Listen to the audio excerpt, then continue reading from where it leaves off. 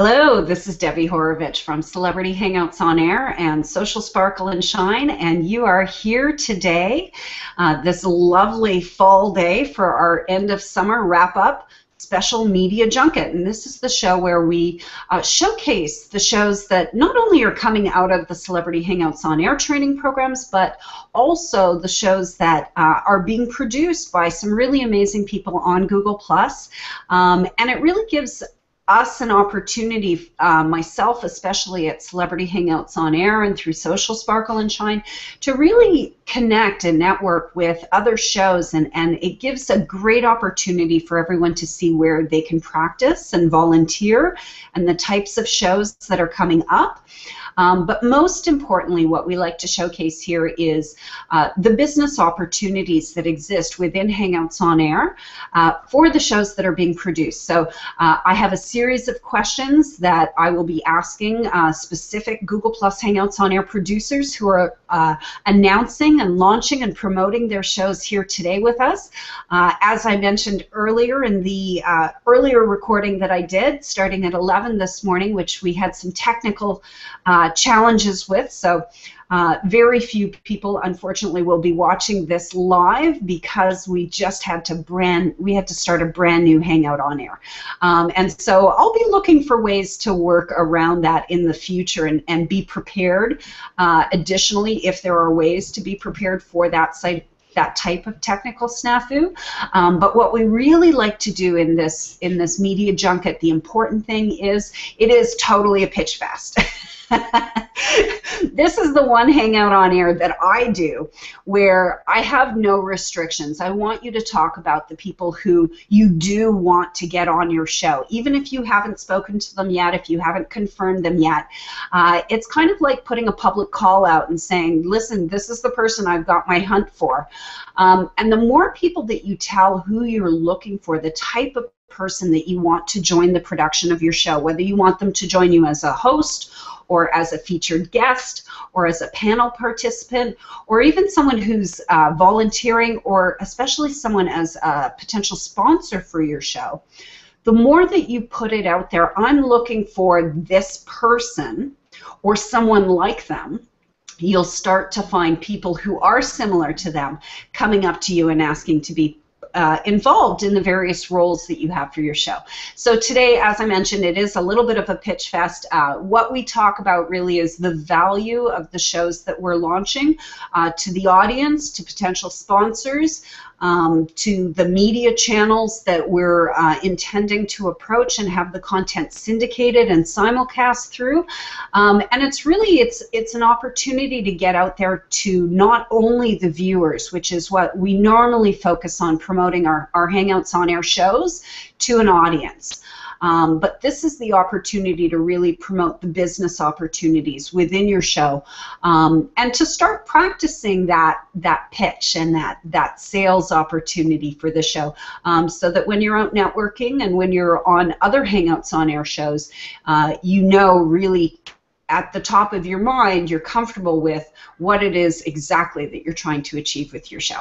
So as I mentioned, we do have a few scheduled guests who are Hangouts on Air producers. They have various amounts of Hangouts produced and under their belt. Some are brand new shows that are launching and only have a handful of episodes produced so far, and others are ones that they've been producing for nearly a year, and I'm seeing so much incredible growth, not only in the Hangout production, but also in the quality of the conversations and the comfort of the host. So I'm really happy to announce and to share with you today the Hangout shows that we have upcoming. And so we'll get started now. The first person that we have on the schedule is Michael Procopio, and I will just bring him into the broadcast. Hello, Michael. I think you might be muted. Yeah, you're muted. Hi, Debbie. Hi. Awesome to have you here today. How are you doing? Great. Awesome to be here. Thank you so much. Now I've noticed on your lower third you just go with the hashtag TTL. Oh, that's from the show. Thought Leader Life. Yeah, that's yep. And do you are you promoting that hashtag anywhere? Yeah, we promote it on Twitter, Facebook, sometimes Google+. Perfect. So anywhere, if you hear anything that Michael's talking about today when you're watching this video, probably not watching it live because of our earlier technical stuff, but when you're watching this video later, if you want to reach out to Michael and participate in his show in any way, you can leave comments for him on Twitter and Facebook and Google+, and use that hashtag TLL, Thought Leader Life, and let them know what you think about the show and how you'd like to get involved. So we're going to get into, as I mentioned, we have some pre-prepared questions where I had everyone apply for the Media Junket. So Michael, with Thought Leader Life, can you give me the 30-second, start with the 30-second rundown on what the show is specifically and why you started it? Sure. So the show is basically an interview show. So my co-host and I, Mitchell Levy, each week interview a new thought leader. It's really that simple. And there's a lot that comes out of it because we started it because we're trying to get business for thought leadership and social media services. And we put a lot out of the show, more than just a hangout. So we also put the show up on SlideShare, and we get about as many views on SlideShare as we do on YouTube. Wow. We also put up a blog post, and then we also turn the show into a podcast and find we get a lot of listeners to the podcast. That's fantastic. I can see, even though Elaine isn't in the broadcast, I can see her with her head down, taking lots of notes, shaking her head. Yeah, she's nodding her head right now. 2 thumbs up, Michael. You're sharing lots of great ideas and value for the Hangout, and I think really what that shows is that as a professional producer, you're focused on making sure that your show, that your conversations gets to the audiences that exist even after you've recorded. And so that means that you'll have ongoing value for your recordings, and that you can bring in sponsors who can participate in the conversations after you've recorded it. It's, of course, their sponsor integration is a little bit different, but I think that audience growth and that repurposing of the Hangouts is really, really key to expanding the value of the show and how you can make it work for people. So one other thing I'll mention that we do is we ask, my co-host has developed something called the Thought Leadership Funnel. And on each show, we ask guests what they think about that, and we ask them to give a 30 to 90-second answer, and he clips those and puts them on his site where the services are. Yeah. What is a thought leader to you? And I think that's one of the brilliant things that you can do with Hangouts is create products of other value other than just the relationships and the conversation, that singular conversation that you create live. You can do so many other things with that video and that content and turn it into other products and other objects that you can use for marketing value within your business. So what was it that really that motivated you to start Thought Leader Life? Well, we figured that it was a good way to meet thought leaders, and we're hoping that some of those thought leaders will resell or point us to sell thought leadership interviews as a service. So most of our guests have been very impressed with Thought Leader Life. Absolutely, and they should be. It's a fantastic show, and of course, as a Hangout producer, it's difficult to say. And my own experience, I don't know what your experience is. I won't talk for you. My own experience has been that the guests that I have on my show, as much as I would love for them, and they are my perfect, they're sort of like the avatar of my perfect client. That would hire me to do a Celebrity Hangouts on Air or an authority authority leaders hangout, authority figures hangout. For the most part, they're not hiring me as their clients, but what they're doing is they're introducing me to other people. When they share the Hangouts on air, they're doing it automatically, but I also am finding that a number of the guests, from the featured guests, the big celebrity best-selling authors, that they're sending me potential clients and people who want to become more like them. So people who want to increase their authority figures. Once they've been on my show, then they become an advocate for my services, even if they're not necessarily going to hire me, because I don't know what, there might be something I can do to bridge that gap. But I think that is really the perfect reason to launch a signature show, because it allows you to start that networking process and the connections process. So I'm going to go through the questions that we have specifically about your Hangout on Air show, so that we can allow the audience to really understand where they can participate and gain value themselves from participating. So tell me about who you'd like to have as the specific featured guests on upcoming Hangouts on Air. Did you have any specific names, or just an avatar or a specific type of person? Now, we're looking for recognized thought leaders. Hillary Clinton would be a perfect guest, and we've actually toyed around with the idea of asking her. We did have a TV celebrity, David Hazlett, who has the top show for business on I believe it's the CNN network. Is that Jeffrey Hazlett? Sorry. Jeffrey Hazlett. Sorry. Yes. Yeah. Okay, I was just thinking, wow, another Hazlett. Yeah, I didn't realize that he had such a significant platform on CNN. I've seen him speak at some programs, and absolutely. So can you describe what, for everyone, and this would be potential sponsors as well, how do you classify and qualify a thought leader or a significant authority figure?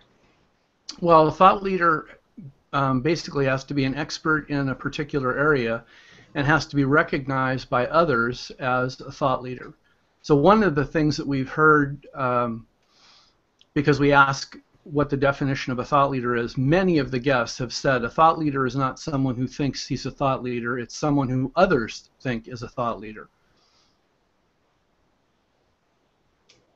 Right, so it's not about saying I'm a thought leader and then you become a thought leader. It's the people you can tell when you're looking at the potential, because everyone else says, wow, they're really leading and innovating and they're a thought leader. Yeah, in many cases they're published. Yeah. I find that as well, that many cases, very often they're published. That it seems to be sort of the one that, not the one, but the first really concrete platform that you can develop, that everyone looks at and goes, wow, they published a book, that's credibility. Yeah. Okay, so that's great, and I did want to share with everyone and with you as well, Michael, that Elaine actually had a really a neat suggestion in the comments. She said that one thing that you could consider doing if you wanted to get Hillary Clinton on your show, or at least get her attention or get the attention of the people around her, would be consider doing an Ask campaign where you collect the top 10 questions people would want to ask Hillary Clinton as a thought leader, and then you interview her on Thought Leader Life as asking and answering those questions. Oh, that's a good idea.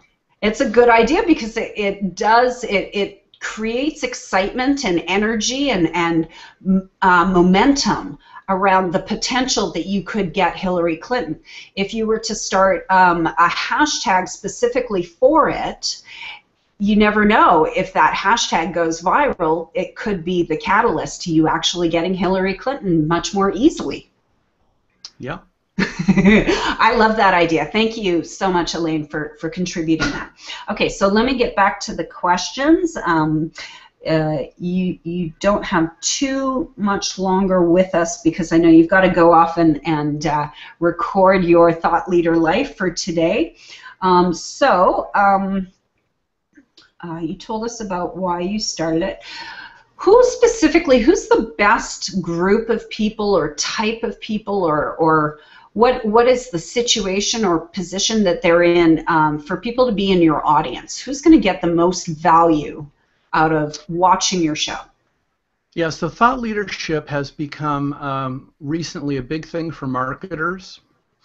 As content has become more important, having thought leaders is important. And the people that we're looking for as audience are people in big corporations who are either creating thought leaders or are trying to become thought leaders themselves so that they can hear about what it takes to become a thought leader.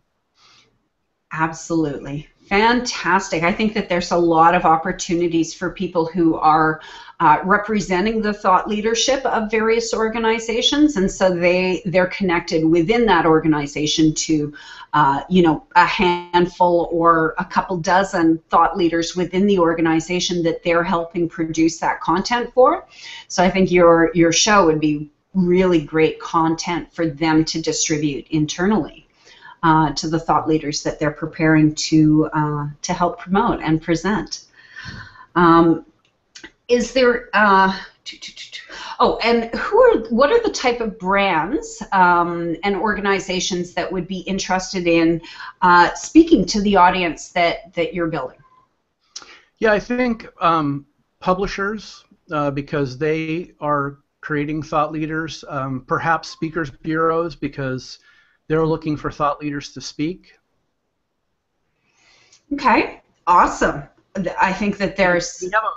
We also have a large audience of people in the communication space, so maybe people who appeal to corporate communicators. Mm-hmm. Absolutely.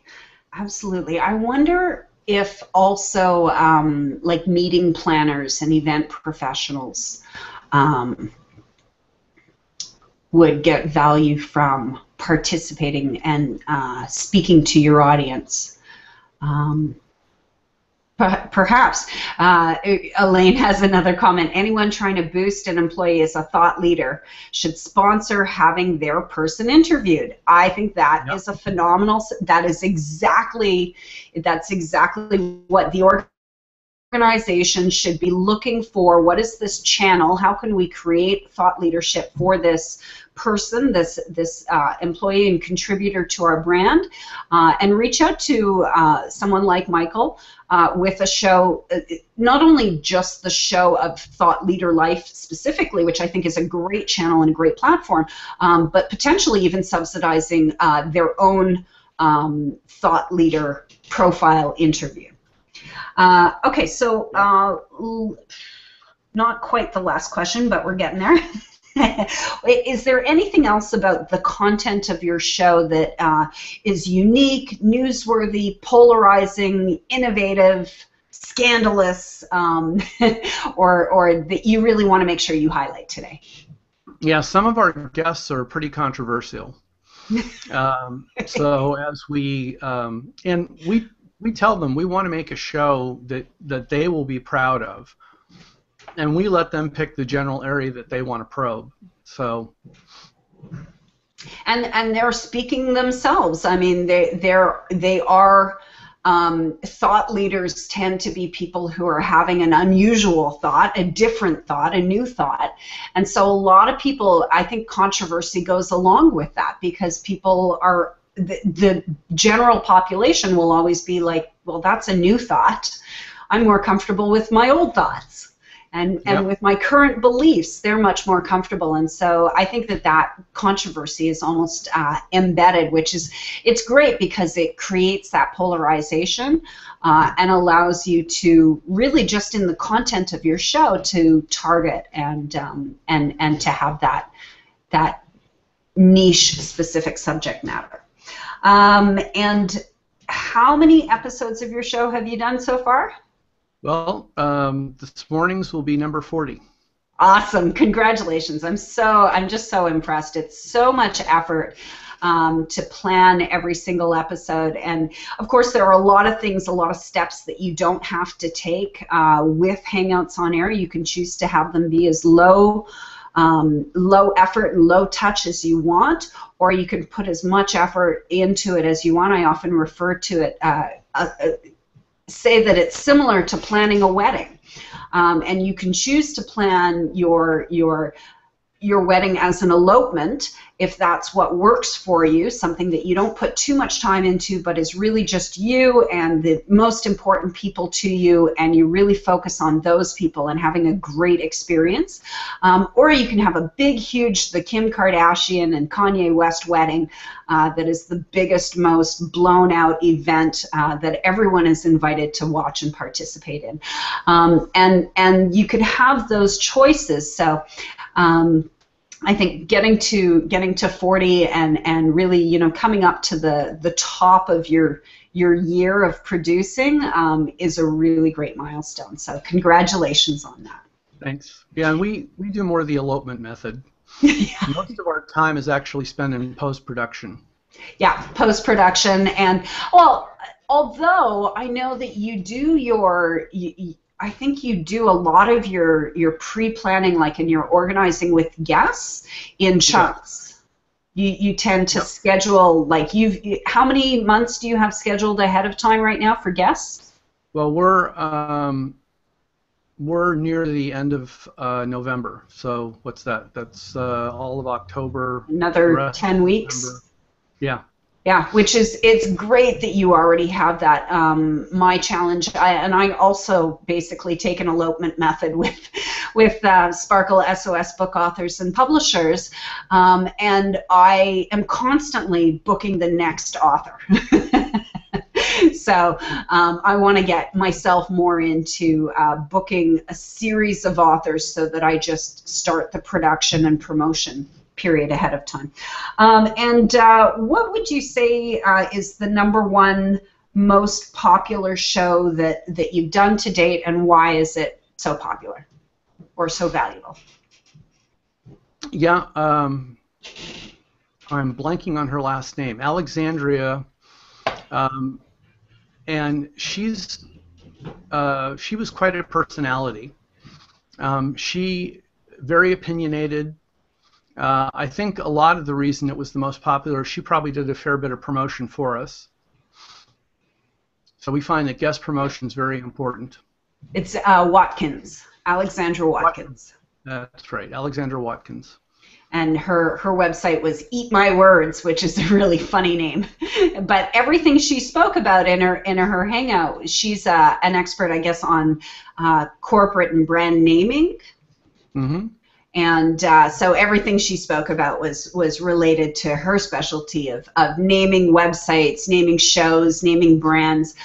So anyone who's watching this video today, I would strongly recommend that would be Thought Leader Life, episode number 32, with guest Alexandra Watkins.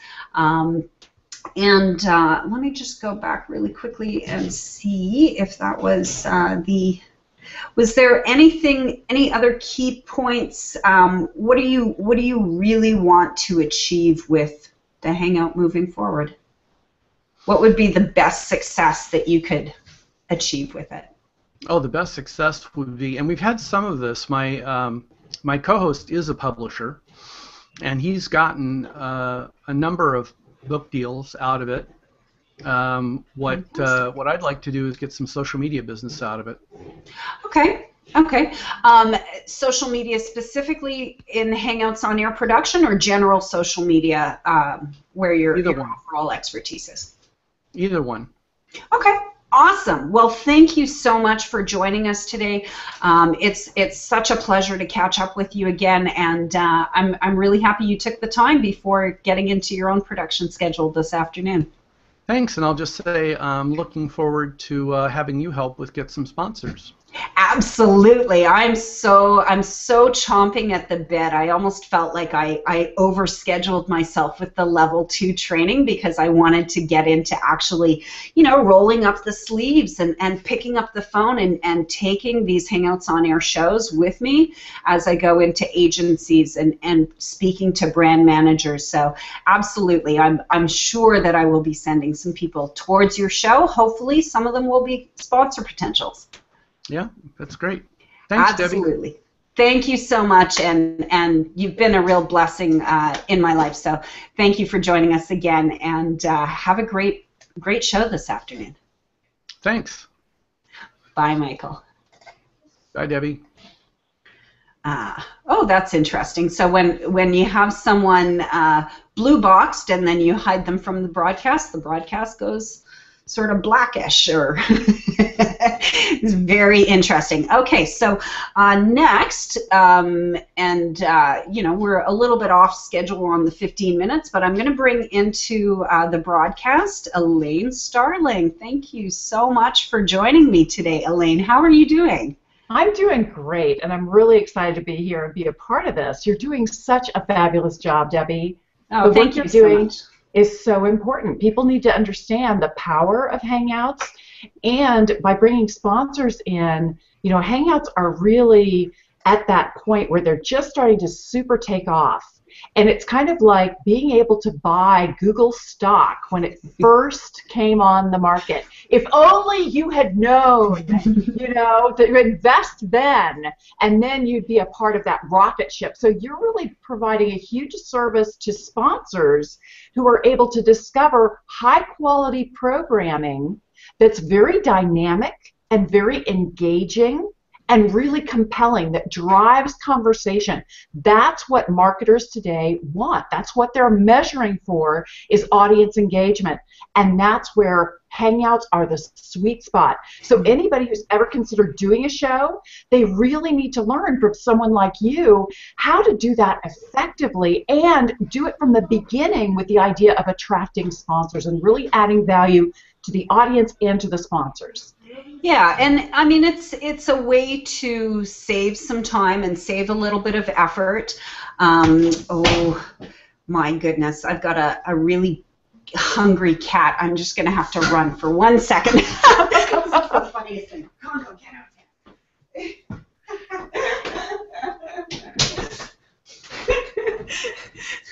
This is the funniest things happen on Hangouts. I know, I have one of those too, and that's okay. You can just I live in a house full of cats, and my own cat, she stays in my bedroom, so I like to keep the door open when I'm sitting at the desk so that she can sort of socialize and feel like she's with me. But the other cats, they like her food. Oh. Yeah, exactly. They're starting to get a little bit chubby. So I see them walking towards my door. I'm like, I gotta run and close that door. So sorry, I'm so sorry if I interrupted you, what you were saying. Not at all. Okay, so now, as I mentioned, did you have an opportunity? I don't think you mentioned that you did fill it in. I did, and I Googled it, and I put it on Facebook, and I did all kinds of things. But I guess if it didn't come through, that's okay. Just ask me the questions, and I'm very capable of answering your questions.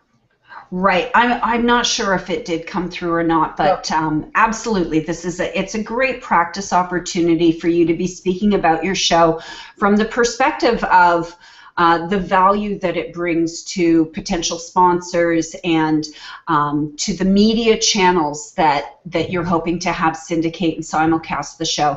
And of course, the audience that you bring to them is the key. So most of the time, as I mentioned when we were talking with Michael, most of the time when we're promoting our Hangouts on Air shows, what we're trying to do is promote for audience. And that type of communication, when you're trying to get someone watching either a specific episode or to opt into a specific episode or just to watch your show in general, it's a very different type of communication than when you're talking to a potential sponsor, and the types of information that you want to communicate to a potential sponsor is very different. So that's a big part of why we set up the Media Junket. gives everyone who's in level 1 and level 2 training, of course, the opportunity to come on and launch their shows and really start that practice and start the process and get comfortable with promoting and speaking about your show from a business perspective. So as I mentioned, we do have a number of other people who will be joining the broadcast. You might have seen Lynn Hawkins come in, and we'll be speaking with her. We'll be confirming what time, and we're getting her in the schedule and speaking with her about her show in just a few minutes. And are you ready to go, Elaine? I am. Awesome. This is great because the other thing that we do with this video is you have the opportunity, Elaine, to download, and as does anyone, has the opportunity to use a service like offliberty.com, which is where I refer to when I want to download any YouTube video. You really can use it for any YouTube video that you can have access to, but I only use it to download my own YouTube videos so that I can then edit them. And so the idea of the Media Junket today is that not only will I take this initial long video that has a number of people launching their shows in it and promote it to my media contacts, but you also can download this video and use the 15-minute interview on your website and on your other social channels to start communicating to a different group of people. Let's talk about your show, Why 5% Succeed. Tell us really about what the show is about in sort of 30 seconds or so, and why did you start it? Well, I started it because I'd written my book, Why 5% Succeed, The 5 Principles of Predictable Profit, and I really am passionate about helping small business owners and entrepreneurs really explode their business. And I realized that when you talk money to your clients and you show your clients the money, that's when you really make the money. But so many businesses are trying to do business kind of backwards. They try to start with the revenue, and that's not how you bring in the revenue. You actually start with the incredibly rewarding experience you create. The rewarding experience is what attracts relationships. In fact, I define a relationship as a series of rewarding experiences. And then after the relationship becomes the reputation.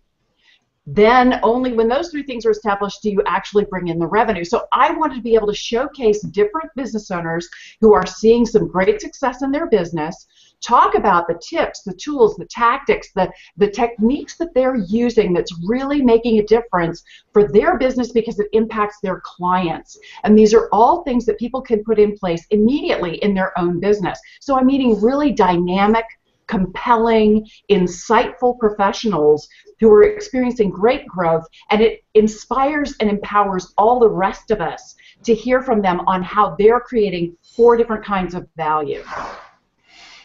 So for you started it as a way to continue the conversation and create engagement around your book that you launched, Why 5% Succeed. And yes. That's a part of it, but I really wanted to expand beyond the book because when you get those conversations going and you actually show people real life what this looks like, it's much more tangible and it's much more applicable to them.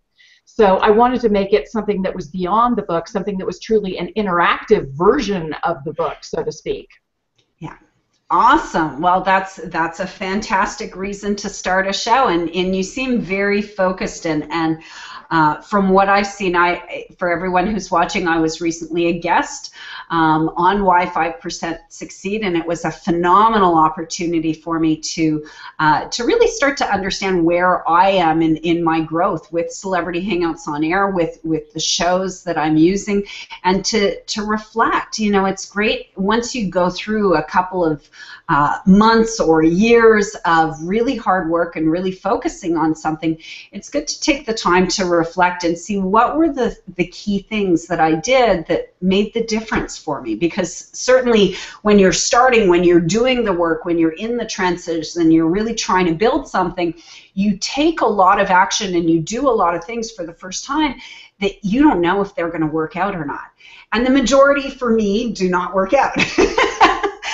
It's usually, you know, and things are never a total flop. They're never a complete failure. It just didn't work out as well as I would hope, and so I want to learn, can I make tweaks for next time? And that's the beauty of Hangouts, is that you always have another opportunity to continue again. Even we've been through that today with my tech glitch that came up in the first hour.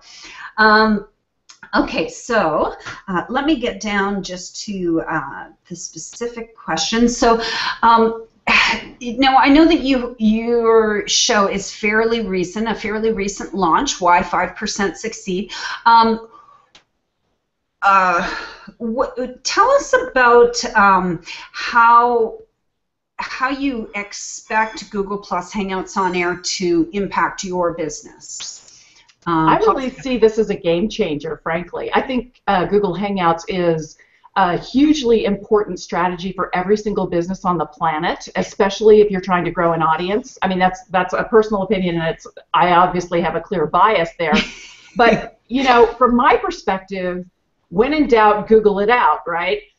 Google is the biggest search engine. They own YouTube. They are so huge out there. And if you are active on Google and active in Google Plus and active with Google Hangouts, you get a lot more Google love. You get a lot more search engine results. Your business is much more easily found. Your audience can actually gravitate towards you. We were fortunate to speak with Michael just a minute ago about his Thought Leader show. And frankly, a thought leader to me is somebody who has a following. They've got an audience. And there is an audience for you. Even if you're an author or a coach or a speaker, whoever you are, there are people who need your message. Mm-hmm. So using Google Hangouts is a really powerful strategy. As you said a little bit earlier, you can record it and then turn that into a variety of different products. And because some people are very visual, some people are more auditory, some people are more kinesthetic, you can take the audio track and turn that into a podcast. You can transcribe your interview or your show and turn that into a series of articles or blog posts. You can create an executive summary for people. There's so many different ways to allow people to engage with you that is made so much more easy when you use Google Hangouts. I call it time stacking. You do something once, you do it once, and then you repurpose it a lot of different ways. And I love things that save me time like that. Google Hangouts, absolutely fun. It's almost like a multiplier effect of your actions, where it gives you multiple different benefits that maybe you wouldn't even necessarily recognize at the start. And I think that there's so much opportunity for shows like yours. Even, you know, like you could, in the repurposing idea, you can, one of the big things that it helps people do, and if you're already a thought leader, or if you're working on developing your thought leadership, if you're working to become, am I blue boxed? Are you still seeing that? Oh, interesting. Let me see. Well, we'll see what's happening. I'm trying to get you in the main screen. Hangouts are such a blessing today. So what I was saying was, my thought on your show was that it's not the only, producing a show is not the only benefit of producing a show. You can repurpose it in so many different ways, and one of the big challenges that a thought leader or someone who's working to become a thought leader often will have, especially if they're an established thought leader in the real world, is that they just don't have the amount of time to dedicate to learning a new technological platform. And so this content development that you're doing with other people outside of your organization is a really great way for them to create content and create value. It's a great way for them to get involved, and for you, you could produce like a series of mini ebooks on why 5% succeed, each one being the transcription from your Hangout on air. You could even do not just ebooks, but enhanced ebooks that have animations and have video clips in them. And essentially be not only promoting yourself with each ebook, but promoting the show and promoting each of your guests and making it a more valuable experience for guests, for sponsors, and for the media channels that participate in the original recording. That's a great idea. I'm going to take that on. Thank you. Well, and it really, you know, it's one of the things that came out of what you were saying. That it strikes me, why don't I do a mini ebook for every episode of Sparkle SOS Book Authors and Publishers?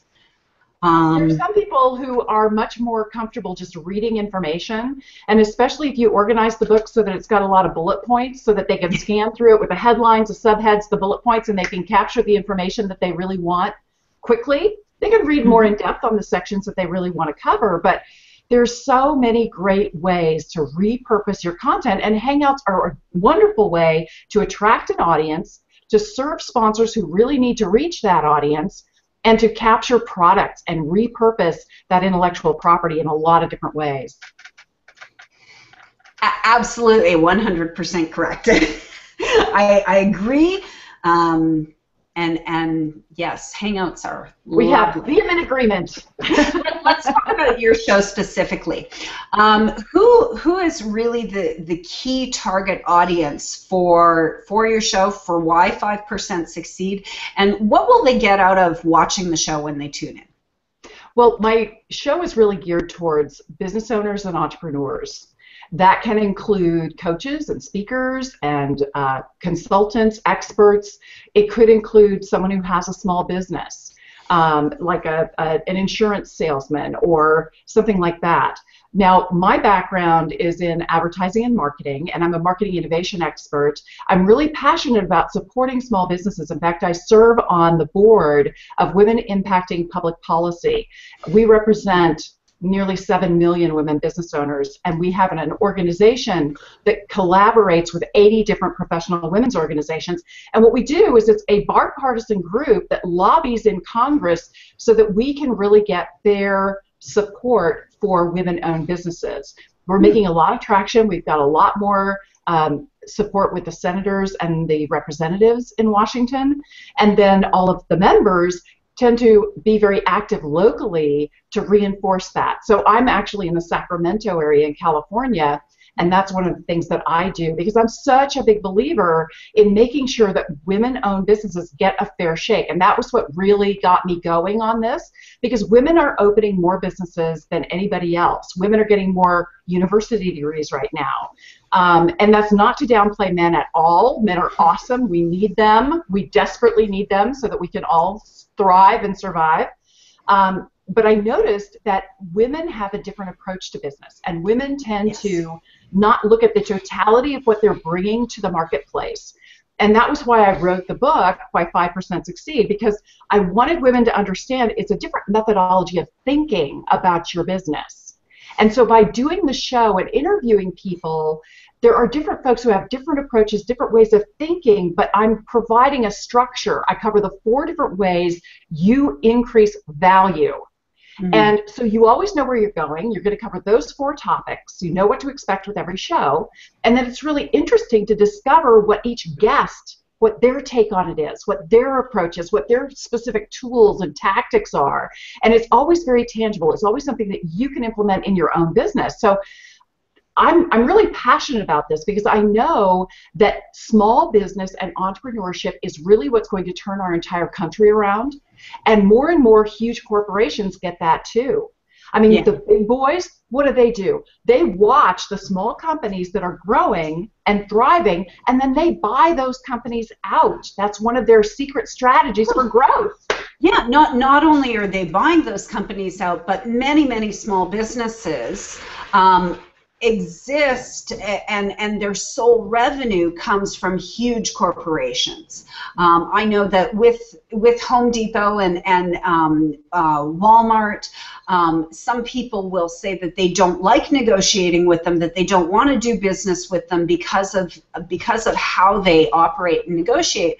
But the truth of the matter is, there was a period in my career where I was the media buyer for Home Depot Canada at their head office, and I had never realized before I went to Home Depot how involved they were with supporting small business, how many hundreds, if not thousands, of small businesses were completely dependent on Home Depot as their primary customer. And I don't think that that's a bad thing. I would love to have a huge corporation come in and take up all of my time. I think that that would be a phenomenal experience, and it's something that probably you can choose.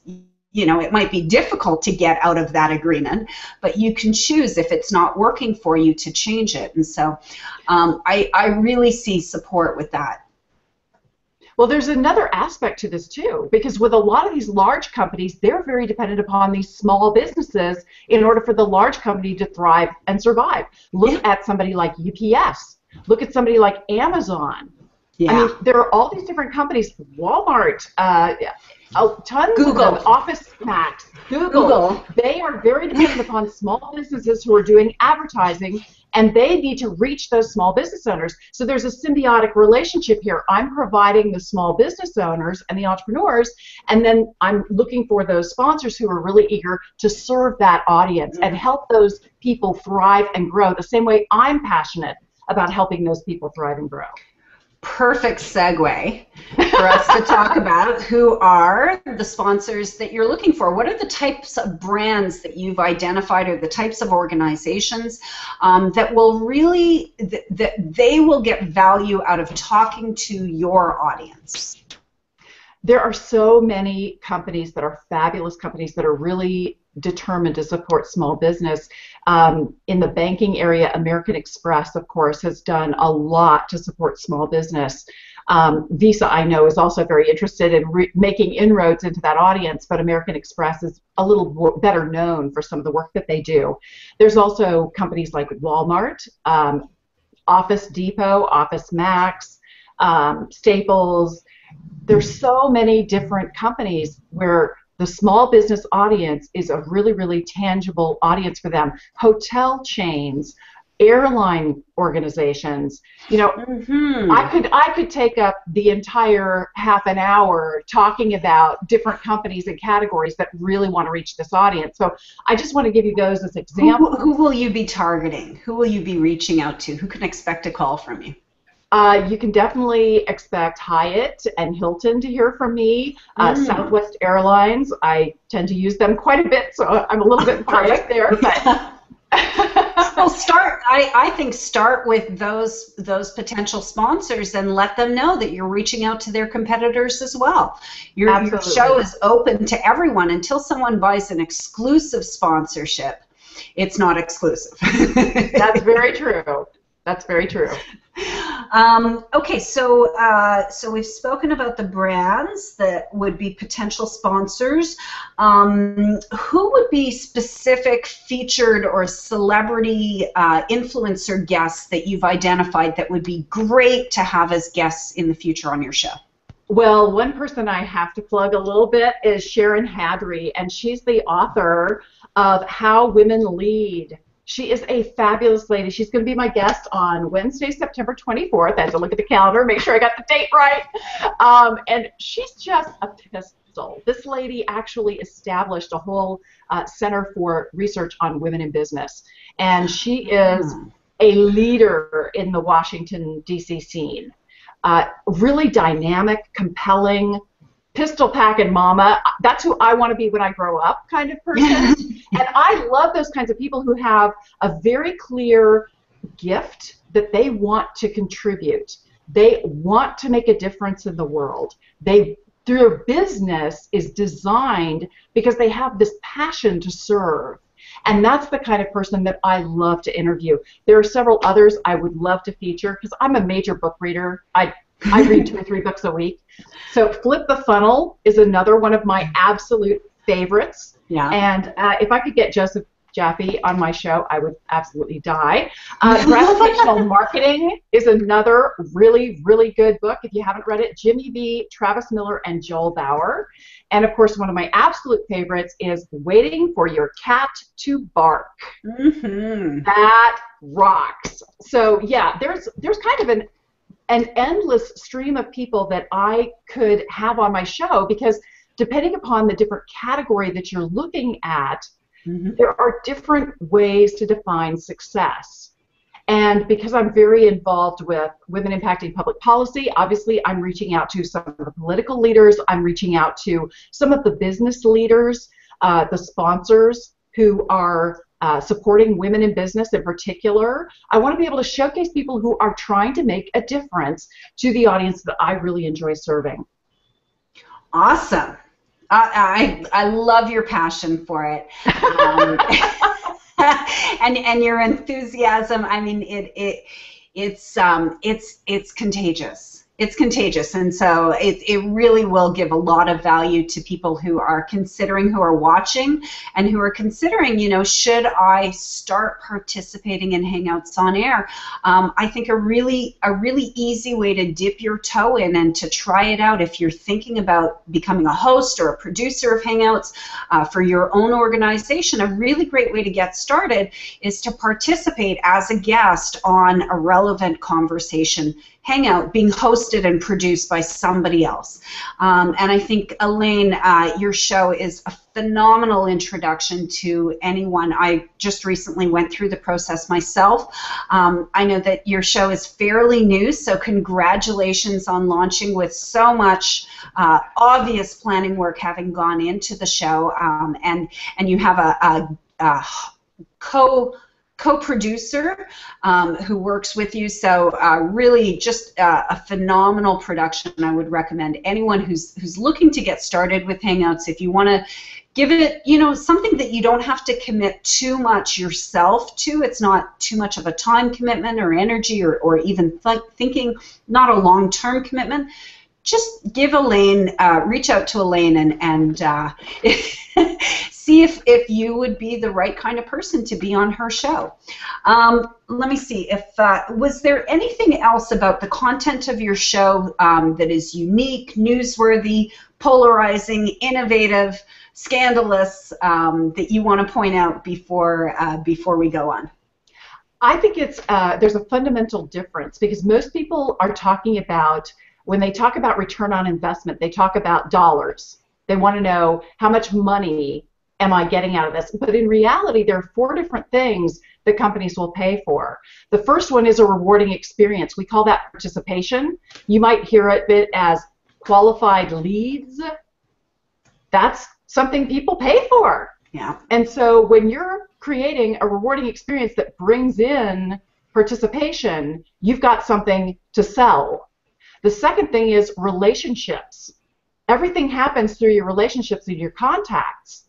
If you've got access to really key people, either as your clients or as your audience, as you know, when you're looking for sponsorships, people are after your audience. They want to know you've got a good relationship foundation. And then reputation. It's all about positioning, right? You want to be seen in Forbes.com. You want to be featured across the top level echelon media sites. So positioning and reputation are very, very important, and people will pay money to get access to that, to get that kind of positioning. And then lastly, it's the revenue. It's how do you help people make money, save money, or feel like $1 million bucks. You know, when I go to Starbucks, I don't expect to make money in Starbucks, and I certainly don't expect to save money in Starbucks, right? Yeah. But I certainly spend money in Starbucks. Why? Because they make me feel good. They make me feel good about who I am and how I'm showing up. That's an art form that you get paid for. That's the rewarding experience. So in just helping people who are business owners and entrepreneurs understand those 4 different ways that they're creating value, and some of the tools and tips and tactics that make it a lot easier, save them time, save them effort, I think that there's a lot going on in the show, and that's why it's so fun. It's different every time. You'll have a lot of content that you can create, a lot of different episodes for sure. I don't think you'll be running out of content anytime sooner, or things to talk about, right? Not me. Exactly. Like me run out of things to talk about? No, never going to happen. So to close it up, tell us about, I know that your show is just getting started. You just have a handful of episodes under your belt. And like I said, congratulations for launching with so much effort already put in. It's very obvious to me, having been through the process, that you have really planned it out well as a business opportunity for yourself. Tell us about the very specific media channels where you have identified that you would like to try and be syndicated or simulcast for your show. Absolutely. Again, I'm looking for those venues that align with the small business and entrepreneurial audience. So Fast Company, Entrepreneur, Forbes for small business, Fortune for small business, CNBC. There's all kinds of different channels, Wall Street Journal, New York Times. There are several different organizations that are really trying to reach out to small business, because everybody recognizes that is the fulcrum for the economy. And when you can tap in to that sweet spot, that's when everything happens. So the fulcrum for the economy is the media channels? The fulcrum for the economy is small business. Okay. That's why these media channels are trying to serve that small business audience, because that's the sweet spot, is small business. And when you can tap into that, you're golden. They just need to find new ways, new fun, innovative ways to reach that audience, and that's who I hope to be for them. You're targeting, for your media channels, for the syndication and sponsorship opportunity, tell me if I get this right, you're targeting the channels that are reaching small business owners and marketers. Correct. Right. Okay. Beautiful. Fantastic. Is there anything else that you want to point out before we finish up? I want to point out one more thing, and really you're the one who kind of inspired me, because your Grace Under Fire is really inspiring to me. I know that you had some problems with the Hangout that you were doing a little bit earlier. You didn't let it fluster you. You just stayed calm. And setting those expectations is really the sign of true leadership.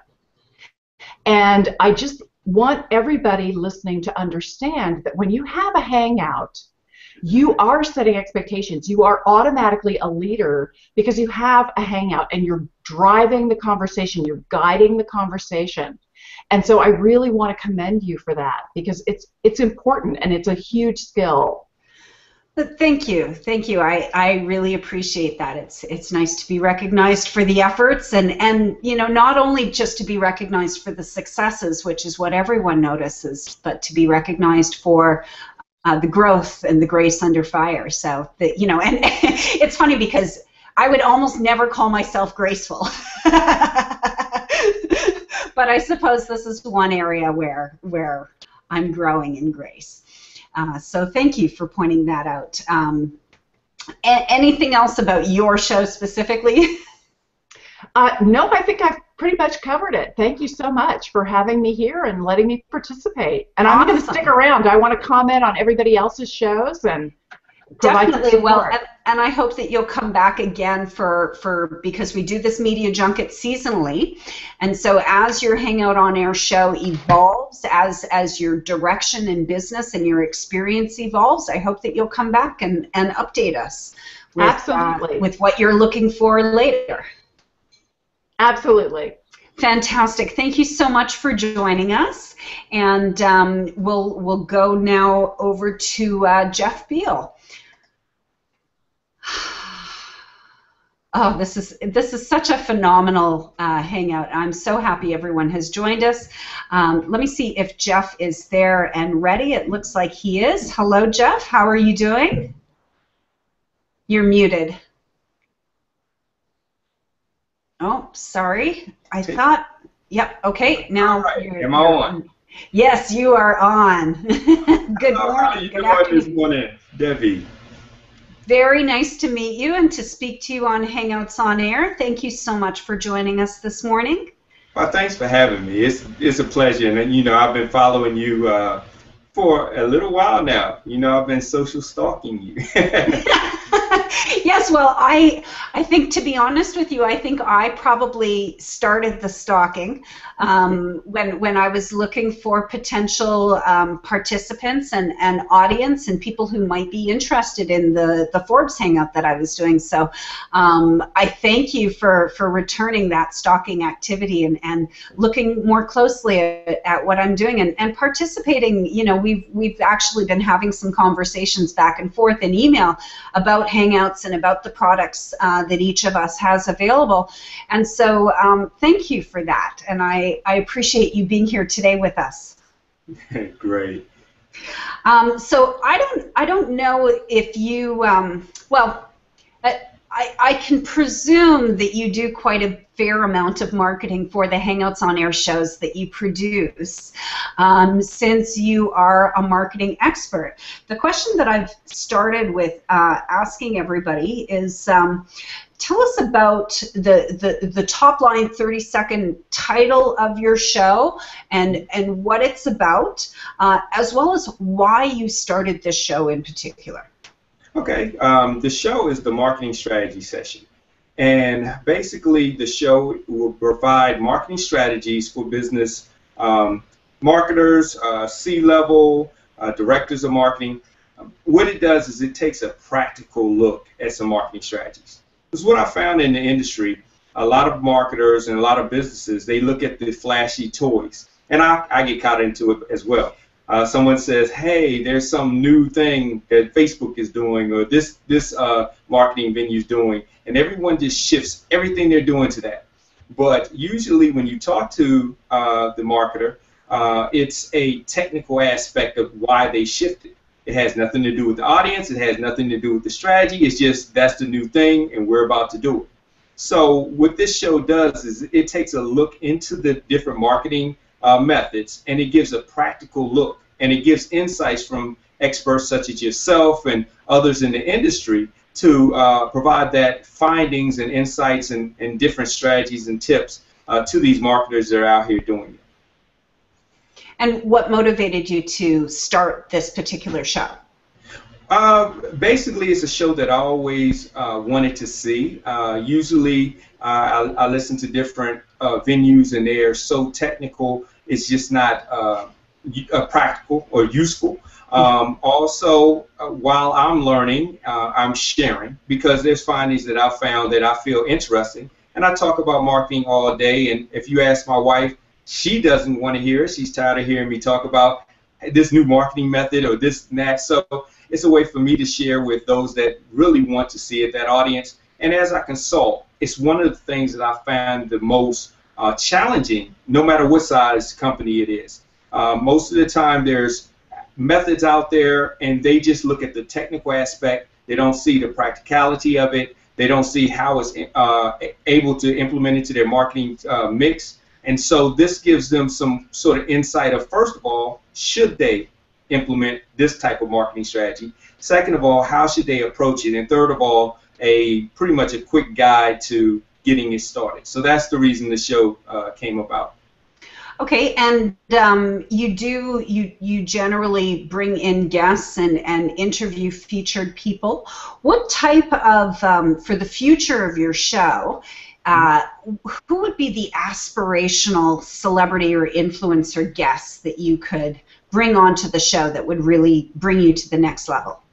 Wow. Pretty much, let's go by their talents first, and then we'll go by names. Those that are out there consulting in marketing, those that are out there that have developed solutions that help marketers implement their marketing strategies more efficiently, those that have written books about it, they've done the research, the studies, and they have findings that they can bring to the table and provide insight. Those are the type guests that are phenomenal on this show. The practitioners, that's what my man Patrick always calls himself, a practitioner. Those practitioners of marketing, those are the ones that are in the field that can give you the insight that aren't textbook. So that is the ideal guest for the show. And some names, of course, you hear the Rand Fishkins, you hear the Mark Traphagens, you hear Patrick McFadden, you hear those guys out there. Those are great guests. You would be a great guest on this show because you have tons of insight of how to become an authority. Brian Horn, Jack Mize. I sound like I'm on an award show right now, and I'm giving shout-outs. I love the Authority Alchemy. I love that show. It's so great. Jack Mize and Brian Horn, they're phenomenal. Yes, so much insight. Yeah, they've got some really great tips. But back to your show, tell us about those are phenomenal guests. And one of the things that I was expressing earlier with Elaine and with Michael as well is that when you put out there, when you express publicly, these are the people that I'm putting a public call out on. I'm putting a public target on you that I want you on my show at some point. What will happen is that people who are like them, people who say, yeah, I'm like that person, they start reaching out to you and wanting to participate and contribute to your show. So that's part of the value in really expressing it and documenting and putting it out there that, you know, there are certain people that you absolutely have in your head, but if you're like that person, then reach out to Jeff.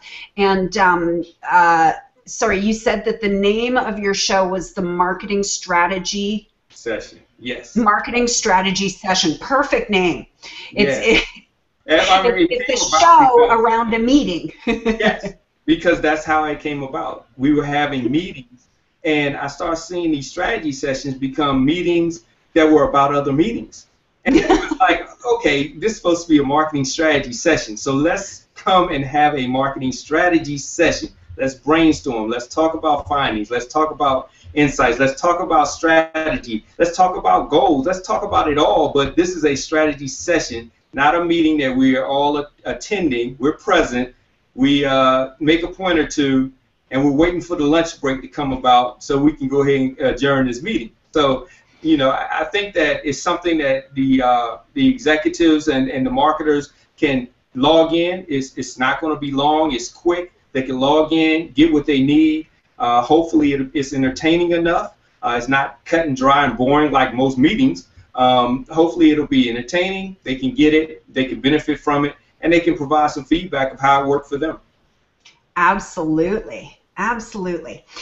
Did you have any specific, have you identified specific brands or organizations that would be perfect that really would get value out of speaking to your particular target audience?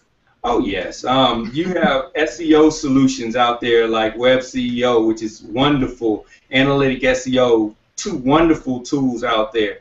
SEO Clarity, wonderful tool. You have Constant Contact. You have several tools that these enterprise companies as well as small businesses need to utilize. And this makes their job easier. And so those are great partners, I will call them, that could partner with me and present how their solution can provide a great benefit to these organizations. And then, of course, there's once again, the consultants that come in and they give the insights and they give the findings from an outside view.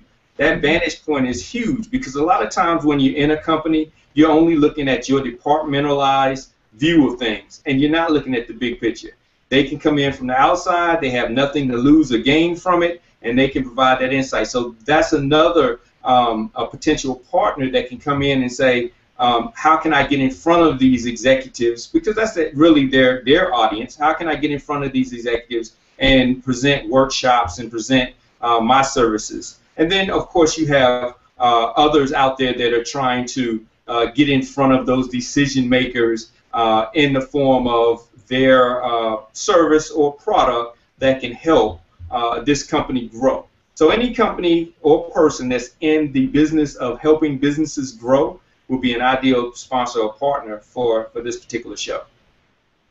Brilliant. And I really like, I just want to point out really quickly one thing that you're doing very naturally that I really appreciate very much, and I think it's a great example for anyone who's considering starting your Hangout on Air show or any web broadcasts on any platform. If you're looking to develop sponsor revenue, develop advertisers as partners for your show, using that word partner automatically makes it not a situation where they're buying something from you and then you have to deliver it. It makes them involved in the process of creating their success.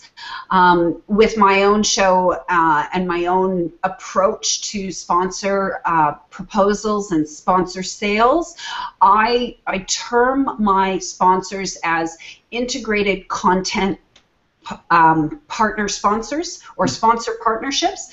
And I always call it integrated content because I want people to know, the potential sponsors to know, that they will have the opportunity to present the most relevant information that they have from their own mouth, from their own words, from their own expertise, rather than through the filter of me. They get the opportunity to present it directly to the audience in like a special segment of my show, maybe a branded or themed segment where they're presenting every single week the update of that particular segment. And then again, that gives you the opportunity, going back to repurposing of your Hangout on Air show, it gives you the opportunity to take that little segment the same way that with Thought Leader Life, the first show that we were talking about this morning with Michael Procopio, they ask every guest that they have on Thought Leader Life to define thought leadership. And that way they have a whole series of small clips of people defining what is thought leadership. So the suggestion and what comes to mind for me, for you, is that you might want to consider asking every single one of your guests on your show, just as a matter of course, regardless of what the conversation is about on focus, asking them one simple question, which is, what would be the most benefit that you could get out of a marketing strategy session? Great idea. And you know, Debbie, what you brought, what you just mentioned there was so great, how you have in your segment, this small, your show, this small segment in which they can talk to the audience.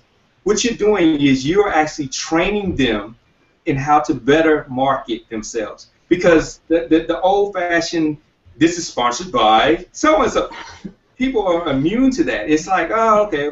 But when you have a person from this company saying, hi, I am Tom from such and such company, and we are very active in the community by this, this, and this, it makes them likable.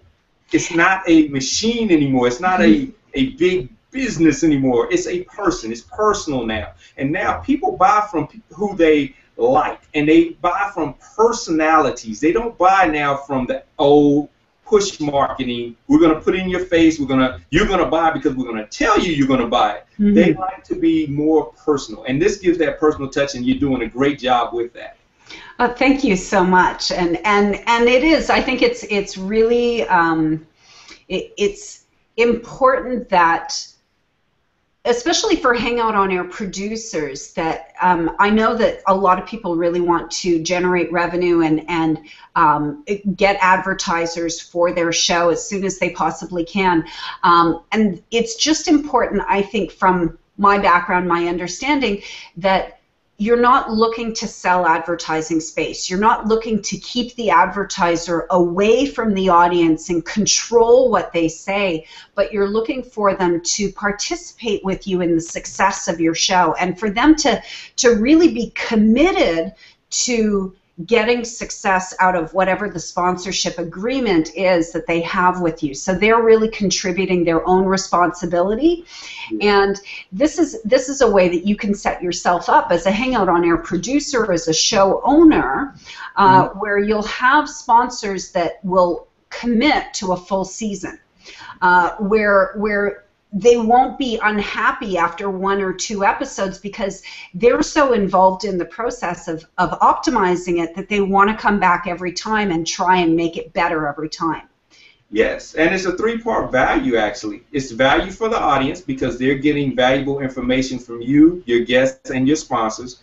and it's positioned that way. It's value for you because your show has good content that your audience can enjoy, and it's valuable for the partners and sponsors because now they're able to actually build relationship and get in front of the audience that they want to get in front of in a way that gives them a positive light. So when you start thinking about the value and start thinking of the revenue will come afterwards because you're building value, and that's really the name of the game.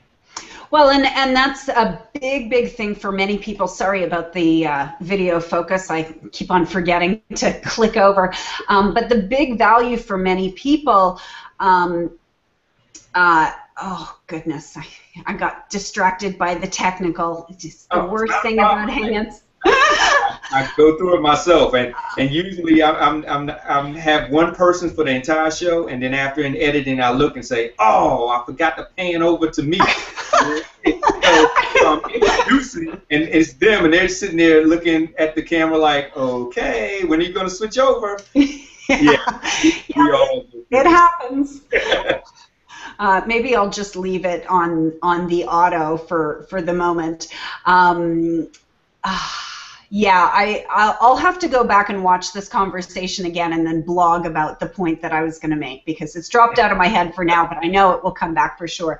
So how many episodes of the marketing strategy session have you done so far? Actually, we are looking at roughly 9 now. So awesome. It's 9, some great guests. Right now it's in the production to edit and do things of that nature, and we're about to go ahead and push it out. I have some great guests from Scoop It and some content writers that are great guests and some marketers in dealing with SEO. So a lot of different topics, and what we're going to start looking at doing is doing series within the topic. So if we talk about content writer, we'll have a series of content writers that you can look at and find different perspectives about content writing. Same thing with SEO. I'm so excited about SEO because what I want to do with SEO, I want the good and the bad. I call it like the SEO battleground. What's in SEO? You hear black hat and you hear white hat. Yeah. Well, I want to hear some of the black hat ideas, some of the white hat ideas, what works, what doesn't, and then those that feel like SEO doesn't matter. Because honestly, in some industries, SEO would be a nice to have, but it's not a driver. If you rank for something and it's not converting, it's a vanity play. So I want to hear all aspects of SEO, all aspects of social media. So putting together these series, because what I really want to do is get everyone involved, get the conversation started, and then take from that conversation to build better shows. And one of the things that I love so much about hanging out and hosting a hangout and you know, all of the interaction and engagement that has to happen in order for you to plan an episode of your show with the featured guests, with people who are joining you on the panel, those participants. What I love about it so much is how much you learn about their expertise. Like, you learn so much for your own business by that process of calling them and finding out what they do and researching them so that you're prepared to interview them properly. And you know, even for myself in the process of preparing for today's hangout, I had everyone fill in a form online where they asked questions similar to the ones that I'm asking so that everyone was prepared with what are we going to be focusing on. And I'm learning so much. When I'm reading these responses, I am getting so many ideas. My brain is exploding. I'm learning value from you. And so it really is such a great give and take. What would you say, now you're 9 or 10 episodes in, are you, how often is your show? Actually, we have been putting them out about once a week. I'm looking at maybe making it a little more frequent, but I don't want to bombard people with information. So that's why we're looking at the series. Each series will be roughly a 6-part series, and it'll be a six-week stint. And so if we talk about social, we may talk about social on Mondays, SEO on Tuesdays, and so they may be more frequent, but they will be more topic-based than time-based. So that people can go in and then find the whole series that is relevant to them. Yes. And consume that content. Awesome. Okay, so one of the other questions that I have for you, is there anything else about your show, just before we finish up, anything else about your show that is about the content and the discussion in your show that is especially unique, newsworthy, polarizing, innovative, scandalous, that will really attract people, both sponsors and advertisers and audience as well? Well, what makes this show different is this show is a fly on the wall of a strategy session. So unlike a regular show, we're having candid conversation just as we're having now. This type of show is in line with the way the marketing strategy session shows are. It's a conversation, and as a viewer, you're coming in on the conversation. You're able to hear the true candid opinion of an expert or a couple of experts about a specific topic. So this isn't one of those shows where we say, let's talk about SEO. I can say SEO because I've been in SEO for over 13, 14 years. So SEO, and we say, this is what a title tag is. A title tag is, that's not what we're doing here. Nobody wants to watch that. There's so much of that out there. Exactly. We want to hear the true opinions. We want to hear, okay, Google just released this algorithm, but does it really matter? I mean, I heard about Pigeon, and while I was consulting at Turner, I was asked about Pigeon. Well, it doesn't apply to that type of business. Yeah.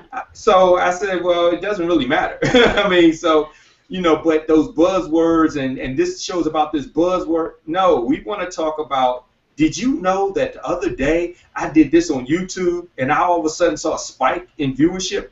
That's the kind of stuff we want to talk about.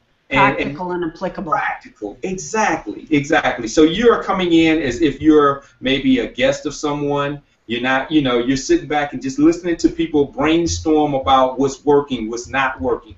That's what makes the show a little bit different than some of the other shows out there. Also, you're able to get involved because as you interact with the show, new shows are being developed based on what you're providing. So it's not just a let us sit from the top of the hill as gurus and speak down to the people. That's not this type of show. This show is, okay, I call foul. You said this was working. It doesn't work. I call foul. Okay, let's do another show and talk about why this may not have worked or why this worked for some, did not work for others. And then it gives me an opportunity to go find the guests that can answer the questions. Absolutely. That's exactly what I was just thinking as well, is that, you know, you have these conversations about what really works and about what people discover works, and it gives you the perfect opportunity to reach out to people within that particular organization of that platform or that tool, to bring people from Google into your show, to give a Google insight. Of course, a Google insight needs to be filtered through you because they talk to millions of people, and you talk to a very specific niche. So it's good to bring in Google because they have so much authority, and because it's almost impossible for them to talk to your audience in the way that your audience needs to be spoken to. And so it gives you the opportunity to give to your audience the expertise straight from Google, but interpreted in a way that they can understand. Yes, exactly.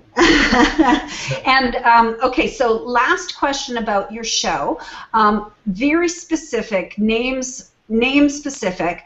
What would be the media channels where you would love to have your show syndicated and or simulcast on an ongoing basis for their audience specifically?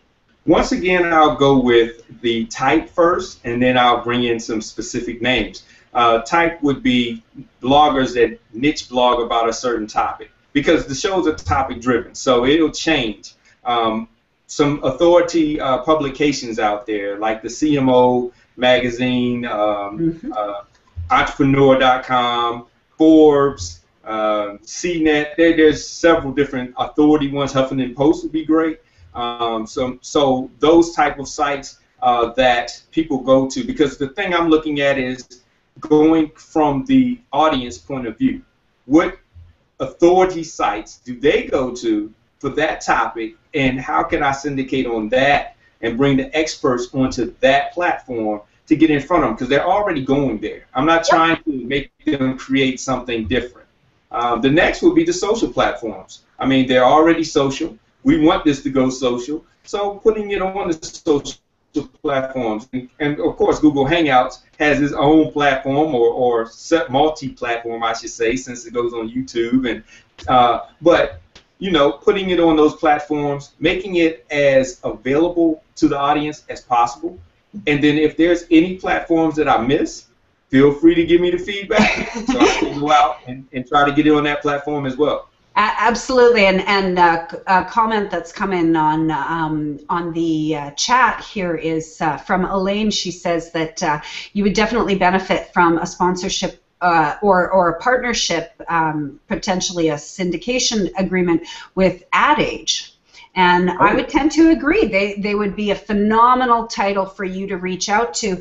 And I do want to just point out, I'm not sure, you sort of said it very quickly that you're not creating things that are very different. But I think it's really important when you want to be syndicated or simulcast, especially, to have your future Google Plus Hangouts on Air embedded into their media channel. It's really important that you establish your content is different than theirs. It's different, not that it's different, but it's different in the minutia. That you're approaching, you're having the same conversation and you're pushing the same causes that the media channel is. Mm-hmm. But you are having conversations that you know need to be had, where you look at the channels and you're an avid consumer of the media already, and what frustrates you is, why is no one talking about this? I'm going to do an article and a hangout about it. Yes, like what you're saying, Debbie, is it is relevant but not regurgitated. Absolutely. You don't want to be repeating anything. You want to create your own thought leadership, and so you want the media channels. The media channels are not looking for free content that they already have paid for. Mm-hmm. They're looking for, they would love to have more content. They may even pay for it, but they would love to have more content that contributes to, in areas that they haven't already covered, their main marketing message to their main audience. Exactly. And so, Elaine, thank you so much for that. I forgot all about them. That is a great one. I got it mentally written down. Awesome. Well, and you know, if you stick around, of course, I'm going to have to do this recording a little bit longer, but we'll have a little bit of a chat with everyone in the Hangout. You don't have to stick around because we're of course doing some different recordings, but if you want to, we'll all be chatting. And thank you so much for sharing your show with us today. Sure. Thank you. I'll definitely stick around. Thank you for having me. Obviously, absolutely. Thanks so much for being here. Okay, so next we're going to move on to, we're a few minutes late. Zara, I hope that you're still there. Yeah, I see you coming in. And that just want to, when you come in, do a quick time check with you. Did I bring you into the broadcast, Zara? Yes. Oh, yeah, there you are. I don't usually bring people in and out, so it's a new exercise for me. Welcome. Thank you so much for having me, Debbie. Thank you. And you were so professional when things went bad, and it can happen to anyone who does an HOA. You have to be prepared. Absolutely, and it's with all video platforms, especially the ones that are new, especially the ones that are available to the public at no cost or very low cost. I have seen horrible tech problems on major influencers, long promotional, video shows that they're doing where they're selling $500 and $1,000 and $2,000 stuff, and for 45 minutes, no one in the viewing audience, only their live studio audience can see them, and everything else is down. And that was GoToMeeting. I've also seen lots of shows that traditional TV shows that integrate Skype, where it now seems like they're testing with Google Plus Hangouts on Air, but I've seen over the last couple of years many shows that use Skype to integrate into their television show, and they frequently have technical problems live on air or even in the recording. So I've had Skype problems just talking to my daughter in England. Absolutely, and I guess that's part and parcel with the tool that we have, and with being an early leader, an early adopter on it. So thank you for joining us today, because you give so much more color and value and ideas to the people who are watching, which would be anyone who could be potentially participating in your show as not only just an audience member, but as a potential sponsor. Really getting, the more involved that you get in a Hangout production, in any role, as a volunteer, as a sponsor, as a featured guest, as a panel participant, the more you engage and participate in the production of the show, the more value you get out of it, and the more value that you contribute to the show itself. So that is so true. And one of the things about Hangouts on Air is that it is on what Google calls their layer, Google Plus, and that the Google Plus community is incredibly helpful. People are so willing, not just willing, but reach out to help, and that giving is a major part of Google Plus. It just is. And that's a lovely insight. I can admit and be honest with everyone. A part of my approach and a part of what makes Celebrity Hangouts on Air different is that I have never spent a lot of time on Google Plus. I'm really, actually, I never take clients who ask me to show them Google Plus, because I'm not an expert on Google Plus in any way, shape, or form. And what has catapulted me into awareness and sort of into this spotlight has been the successes that I've had with my Hangouts on Air, looking at it from the perspective of people who don't want to use Google Plus, from all the people that feel like Google burned them with Google Wave and Google Plus in the past, and Google authorship more recently. There's a lot of people, and there's almost sort of like a cool factor to being one of the cool hip kids that hates Google, that refuses to use Google Plus, and I think it's important that we keep our minds open to the value both on the platform and how does it appeal to the outside world. Like for me, that's where I get a lot of benefit, was seeing that once you create your Google Plus Hangout on Air show, it's indistinguishable from any other YouTube video. And to market it to audience and to sponsors and to media channels, I really just say that I have a YouTube video, and would you like to carry it? Because when I say the word Google Plus Hangouts on Air, most people think I'm talking a new language, right? I've got antennas coming out of my head. I'm an alien. Like, what the hell language are you talking? Because Google Plus Hangouts on Air, in a way, for people who aren't comfortable with Google or who have that sort of automatic anger to Google, they hear Google Plus Hangouts on Air, they don't know what it is, and they don't like it. What I say to people who are not familiar with Google Plus is I tell them it's a live broadcast. And I tell them that it is simultaneously recorded on YouTube. And that part they can understand because most people are familiar with YouTube.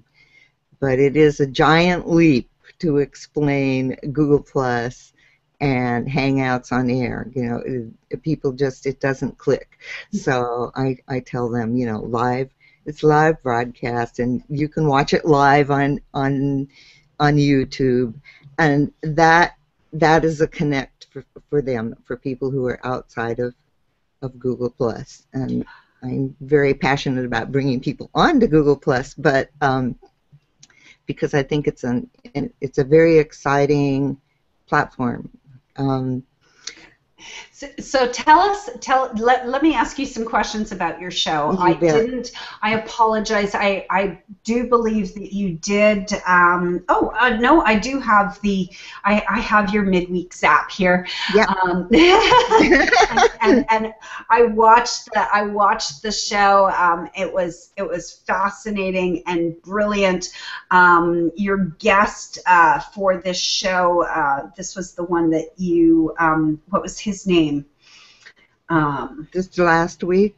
The one that you said was your #1 most popular show. Oh yes, it's running neck and neck now. But the most popular show was a show with David Amerland.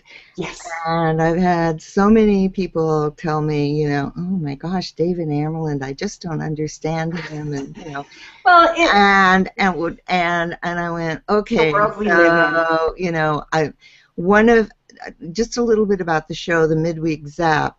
I really focused when I started on keeping it short to 30 minutes because there were a lot of hour-long shows on at that time, and I wanted to keep it short, informational, and have the audience leave with some kind of actionable thing they could do as soon as the show was over. And I think the name speaks to it's fast and actionable. Yes. And anyway, so David came on, and I went, oh my gosh, people are so intimidated by David Amerland. I think I'm going to get 2 newcomers to Google Plus to be representative newcomers to ask them questions. And I think that has a lot to do with the popularity of the show. And that, you know, a couple of times David would be speaking, and I would say, David, some of our people are new to Google Plus, and could you please explain the term he just used, whatever it was, you know. And I think that was the popularity of bringing someone who's very experienced on Google Plus and having him speak to people who were new. Yeah, I was watching that video this morning while I was doing yoga, and it's rare that I will watch a full 1-hour hangout.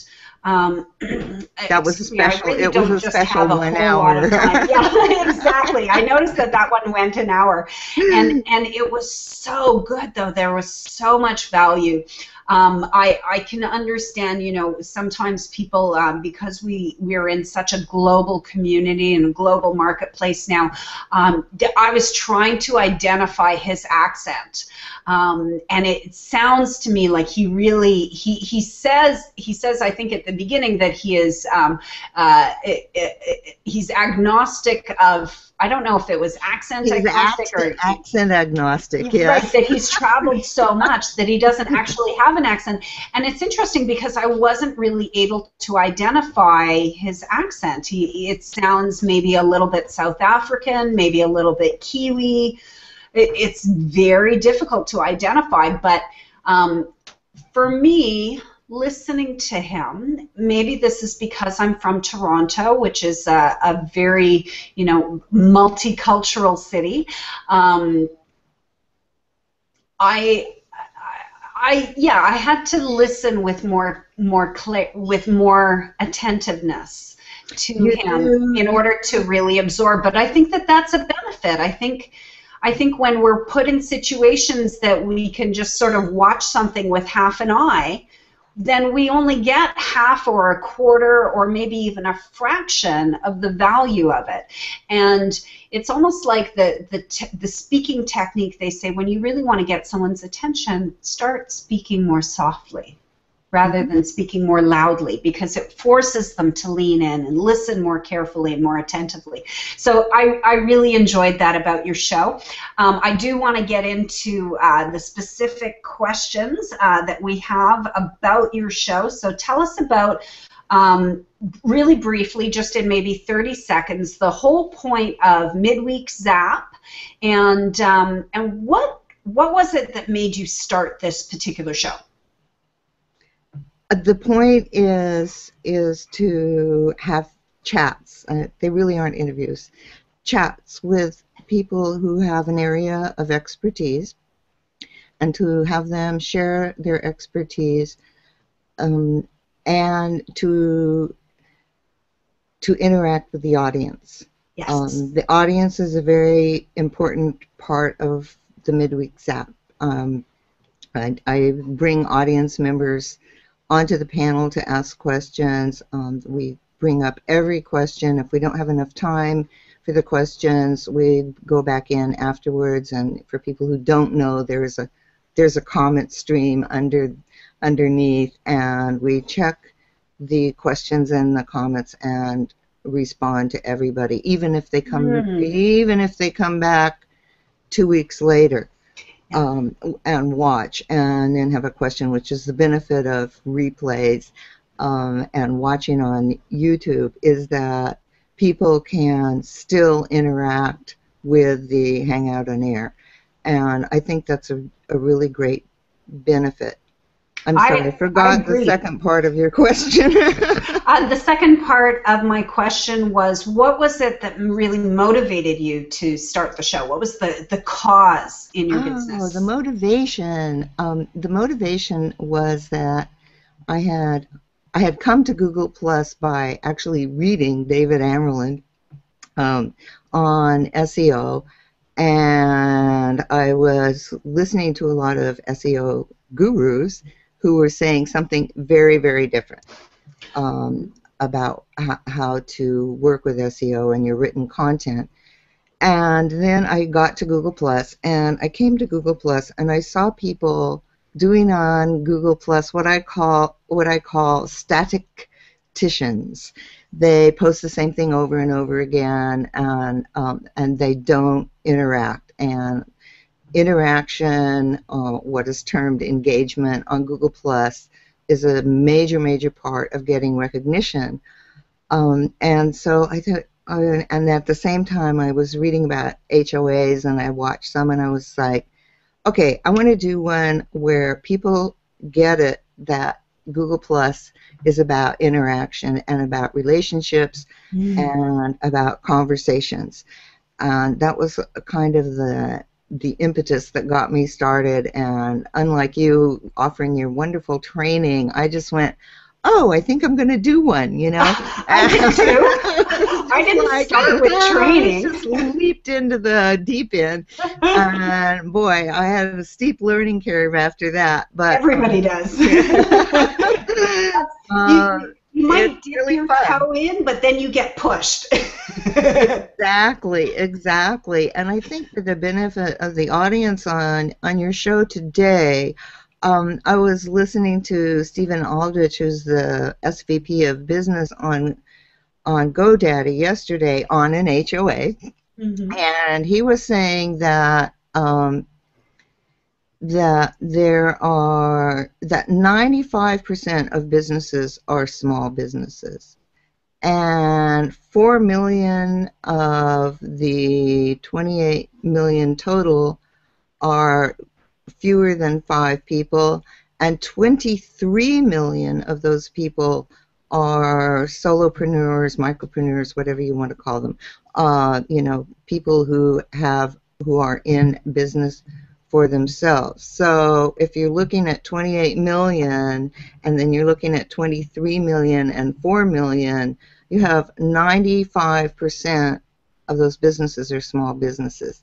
Yeah. And that there's a very, very strong benefit to businesses to work with the medium of Hangouts on Air. To work with the medium, and it's what I call on Google Plus, because that is the layer. on Google Plus, there's a place to have people represent your business, which I call the personality, and then there is the business page, which I call the business persona. And a lot of people who are starting out in businesses, especially those solopreneurs, don't understand the difference between, you know, what you put on your Google Plus profile, which can be, you know, oh, my kitty just knocked over the vase, with a photo, right? And what you put on your business page, what those posts are really business targeted.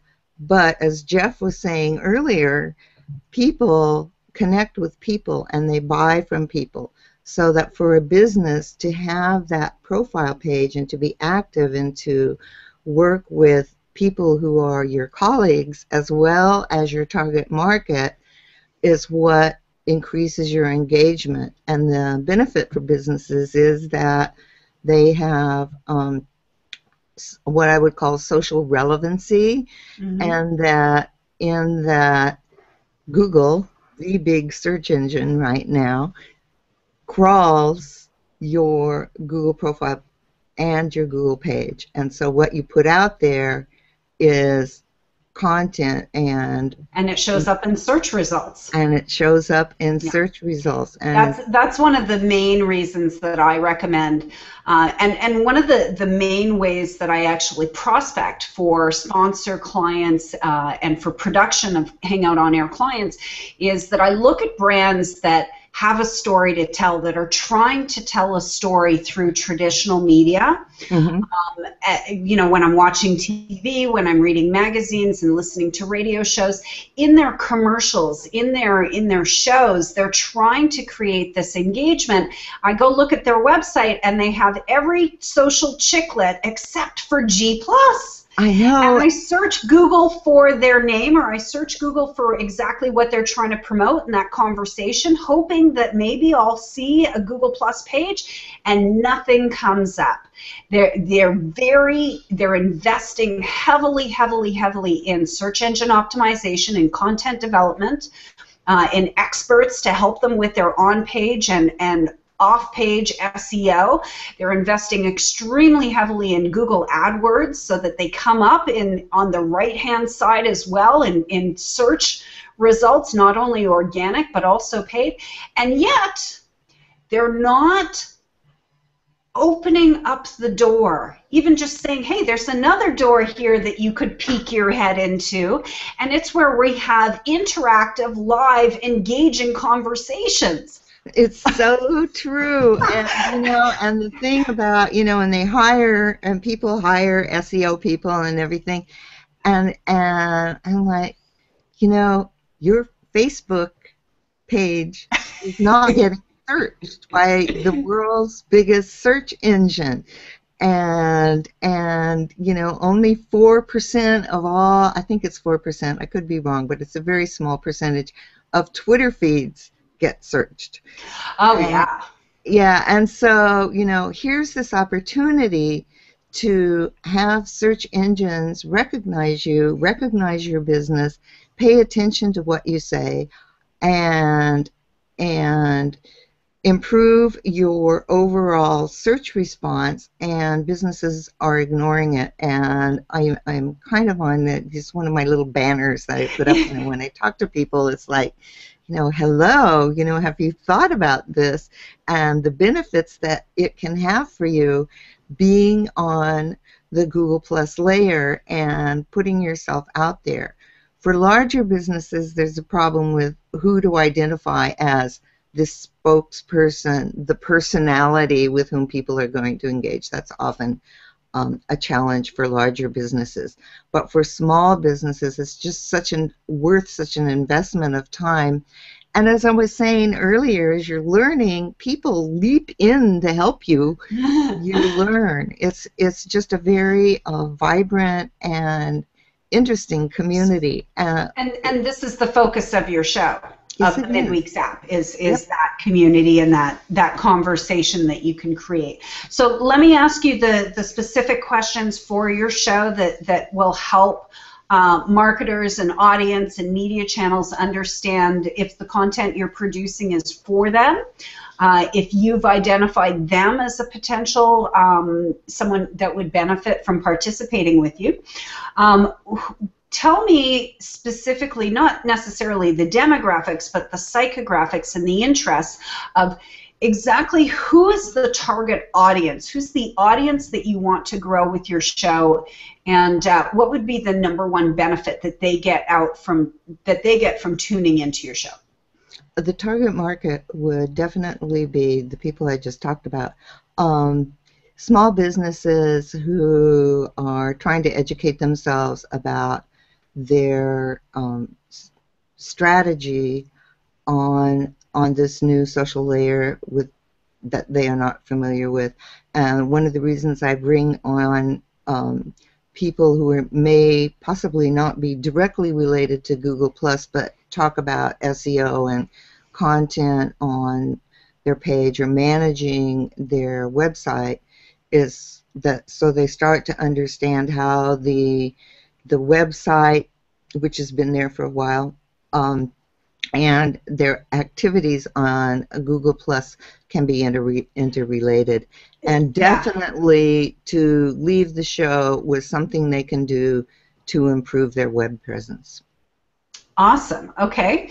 And have you identified any specific brands or organizations that would really benefit, that are actively out there, that you see in the media, actively trying to speak to an audience that is very, very similar to exactly what you're creating with your own show? Well, obviously, anything that has to do with entrepreneurship and furthering small businesses. So any specific it's brands really wide, you know. Any specific brands that you've identified that you would love to have on your show that would be a perfect fit in your mind? You know, I think Entrepreneur Magazine, like that brand. Because that is their readership, their audience. Yeah, absolutely. And I have to, you know, I never really talk about this too much, but one of the first places that you can find sponsors for your show that are really active, that really, they're people who really need audience, are other media channels.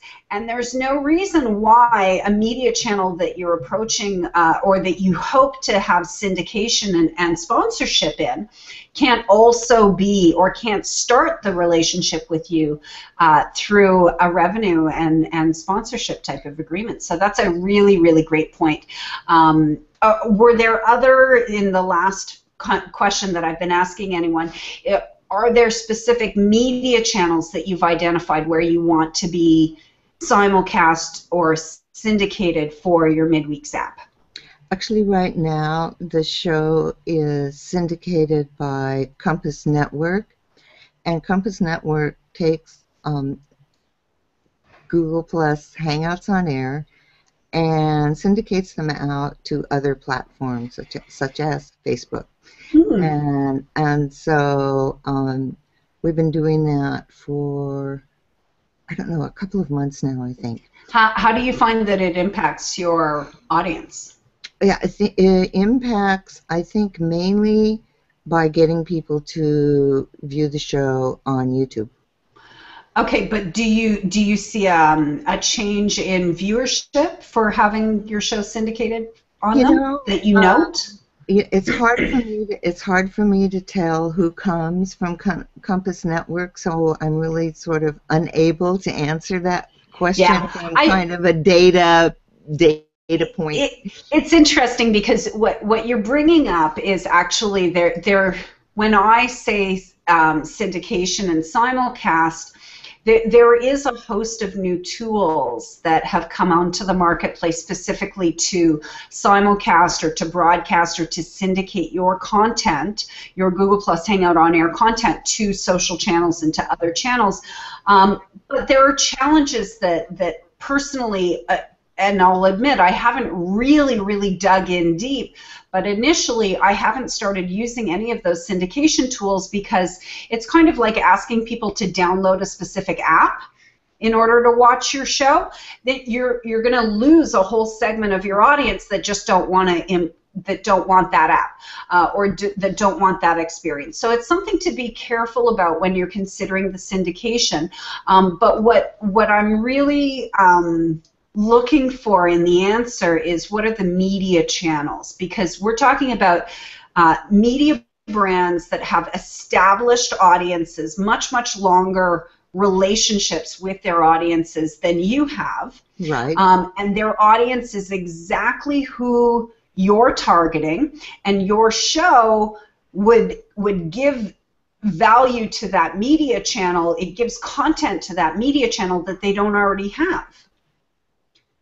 So it's kind of like an exchange of content versus audience, and then you have the ability, and my example, my test demonstration on this was that I wrote an article for Forbes.com called The Ultimate Guide to Hosting Google Plus Hangouts on Air, and embedded within that article is a future Google Plus Hangout on Air, which means that the sponsor, the audience of viewers on Forbes.com on that article, and Forbes, maybe Forbes has 100,000 viewers per month on their website. That potential audience on Forbes, that documented audience that Forbes has earned, that they're able to sell and to sponsor all the time, now becomes your show potential audience. Yes. And then you can take that number, like I can take the number of audience potential from Forbes and say, even though I have 200 people who have RSVP'd for that live on Forbes Hangout, which is incredible. I've never had a show that popular, but it's mostly popular with my Google Plus circles because I'm on Forbes, right? It's the majority of RSVPs on Google Plus are from my Google Plus circles because everyone's like, wow, this is on Forbes, this is incredible. I'm trying to do something new, but the additional thing that I can do, and if I had more time, now we've got just over a week before that Hangout comes up, if I had more time, what I would be doing is going also to the advertisers and the sponsors that I'm already seeing on Forbes and offering them an alternative, an additional way that they can speak directly to the audience of Forbes.com, because I know that they're investing money to already try and reach that audience, and they probably have more budget. They probably don't only spend on that one media channel. So it's fairly easy to identify those media channels. So I would recommend for you to make a list. Maybe a great way to start the list of media channels where you want to approach for sponsorship and syndication. The way that I like to do it is I like to do an incognito search for my main keywords and see what are the main news and media and blog channels that come up for that keyword subject. And then I reach out to those top channels, and because it's incognito, you know that you're getting the real Google results of the top ranked blogs and websites that have authority on that subject matter that you're trying to be, that you want to embed your content in front of their audience. That's a terrific. That's how I start my sponsorship. Wonderful suggestion, because right where I am with my show right now is, feeling like there's a sense of what I want in the show and what I can tell the invited guests. That one, they're going to have to field questions from the audience. And that makes some people uncomfortable. They want a list of questions, and that's why I say it's not an interview; it's a chat. That we're going to be talking about these major themes, but anything can come up from the audience. So I really, really appreciate your suggestion, Debbie, because I'm now on that next step of where do I look for sponsors? Who are the people with whom I could form a relationship? And I loved your idea earlier, your framing of partnering. Absolutely. Together. I just love that framing. Absolutely. As long as you keep it in mind, you want to create partnerships, then there's nothing. There really isn't anything that they can say. They can say, right now we don't have time to consider it. But the door is always open, and you can always go back to them and say, I know that we weren't big enough for you yet, or we weren't established enough for you yet, but we're making some changes, and here's what's new. It becomes a real partnership, rather than you ever trying to sell something, because sales is really uncomfortable for a lot of people. And when you approach it with that, I want to sell and I want to get a contract worth money, and I'm going to sell them logo visibility and advertising, that's a very pedestrian approach. Yes, it is. Exactly. To sponsorship sales, and really the value in Hangouts on Air and in everything in business is the relationships that we develop, is the trust and community and reliance on one another. I recognize so clearly that all of the success that I have wouldn't have happened without the people who are giving me chances and who are trusting me to, try and do what I say that I'm going to do, even if it doesn't always work out. So there's a lot of people helping me achieve this. So thank you so much for joining us today. Oh, well, thank you. This has been a really amazing discussion. I came with no expectations, so I came with, Great. I have no idea what I'm going to be talking about. And this is getting into now the third. I've completed 3 hours of recording today, so I'm going into my 4th hour. So the interview questions are changing and evolving a little bit with each person. But we have just one more person, and then I'm going to open it up to some conversation and review really quickly. I'll probably try and record the 45 minutes that I got bumped out of earlier because of the tech. And trying to add it onto this video so that we have that extra value. This long video is something that I will be distributing and showing. Of course, I will have to put in some time markers so that people can jump right to the spot that they want to view, and have that sort of table of contents for the video.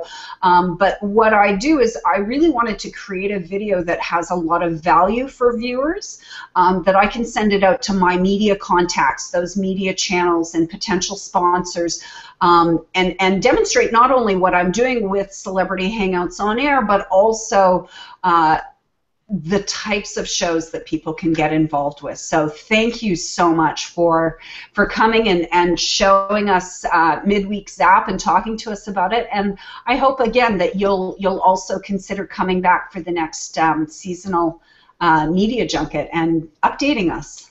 Oh, that's terrific. Well, thank you so much for having me, and I'd love to come back because who knows what will happen by then. Well, exactly. You might pivot.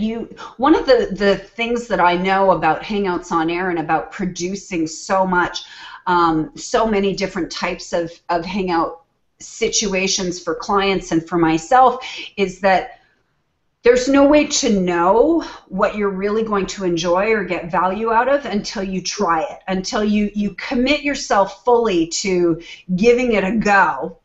And then when you're in it, you say, okay, what are the small things that really worked well? What are the things that really did not work at all? And you make changes, and it is really just like a TV show. It's like you are the producer of a traditional television show. They record and launch these shows with all sorts of fanfare and promotion, and this is going to be a big new hit. And they'll put it on the TV schedule, and then you'll see some shows will get cut. Mm-hmm. Some shows will get cut. Some shows will get moved around in the schedule. Some shows will get changed, like they'll recast people. Sometimes you see that happen. all sorts. There is nothing that you say here today about your show that is written in stone. And I think anyone who has any experience with producing media understands that. The only thing that is not even written in stone, but a little bit more committed, is our agreements with those integrated content partners, sponsors. And that's where we have really a strong responsibility. But everything else, we're doing the best that we can to create the best end result for ourselves, for our sponsors, for our audience, and for everyone else who becomes involved with the show. So thank you so much for joining us. Oh, thank you. So we have one last Hangout on Air show, Lynn Hawkins, who I will bring into the broadcast, and hide you, Zara. Thank you. And Lynn, you're probably muted, so I think you'll have to unmute yourself.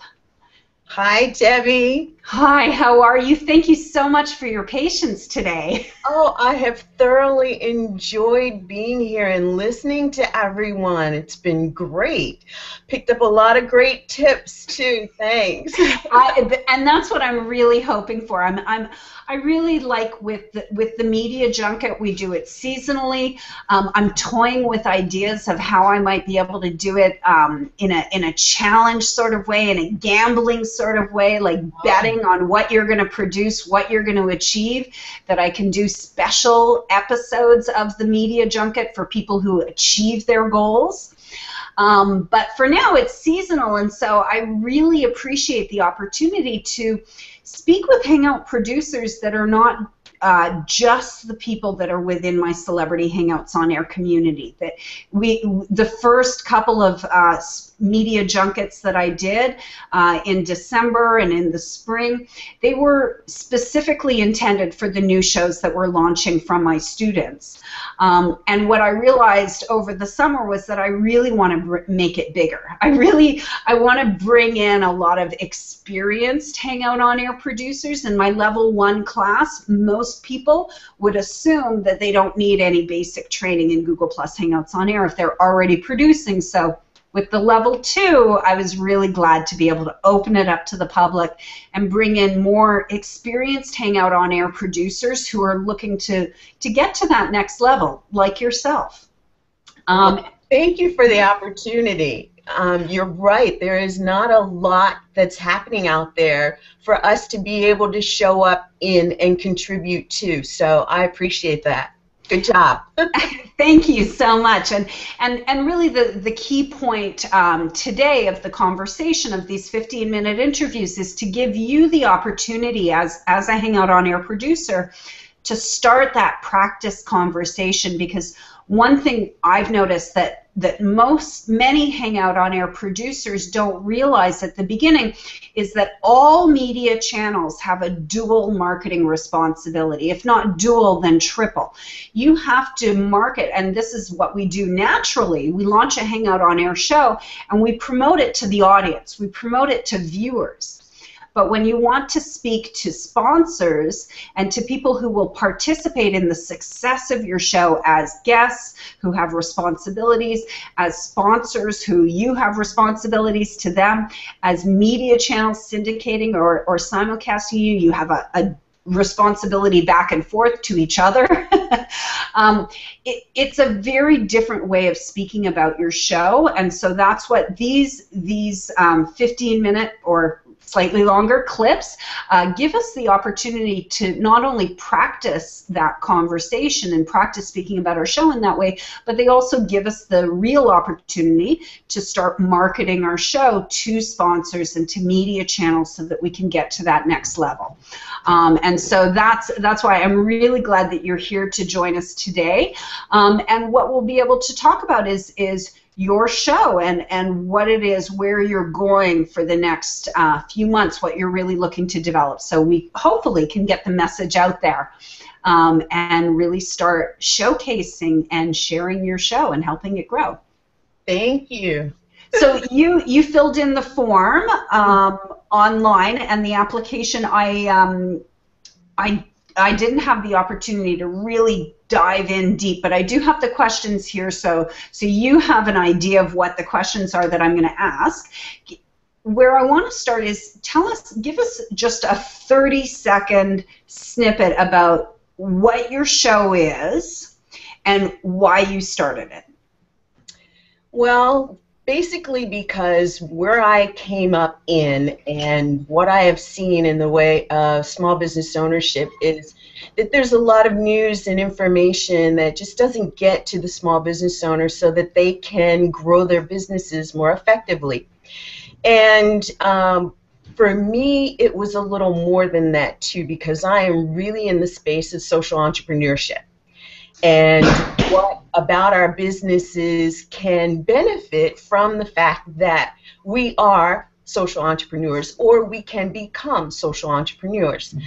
And, you know, with having said that, I've seen my show evolve and emerge into something that has always been relevant to social entrepreneurship, because I do say that the Biz Info Zone is where entrepreneurs come who are savvy social entrepreneurs to get the news and information that will help them to grow their business, to plan, to really identify their purpose, to plan their next moves, because I'm really big on strategy, and I love the whole conversations that have been going on around strategy.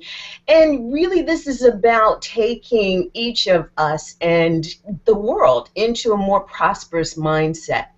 And in that prosperity, you know, I know that the better your business does, the more you have and the more you're able to contribute for the benefit of others. And it doesn't necessarily have to be money.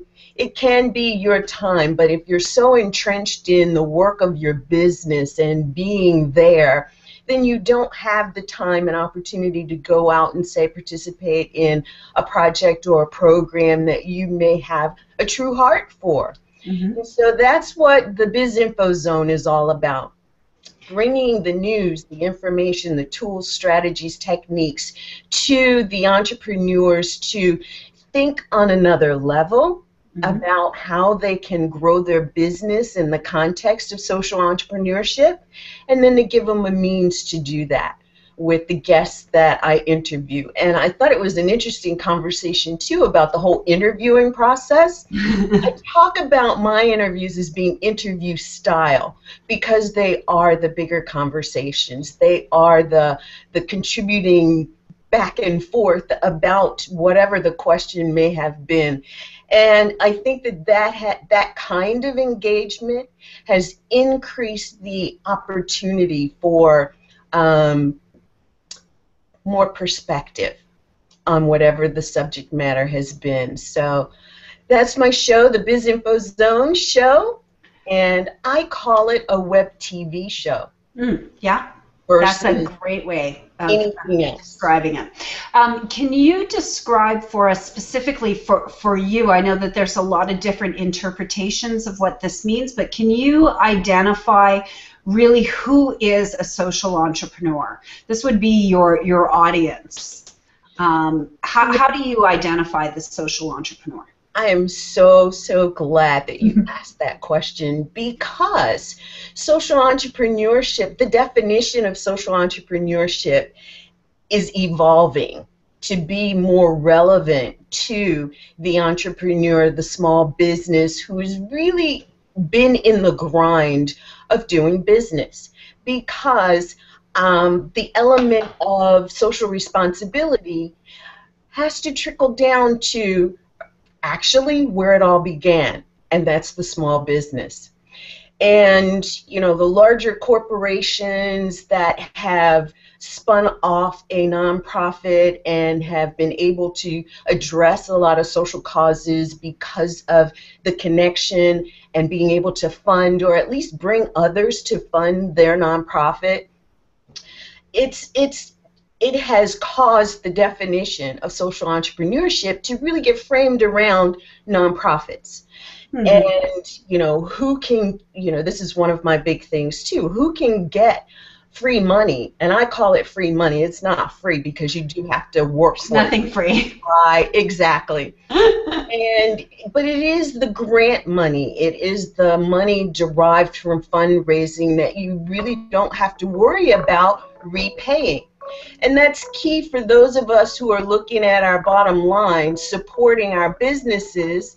And with that in mind, where can we bring in other funding opportunities that can help us to do business more easily, provide us a way of having excess income that we might want to contribute to causes, or having the time to be able to personally contribute, whether it's my voice or my physical effort.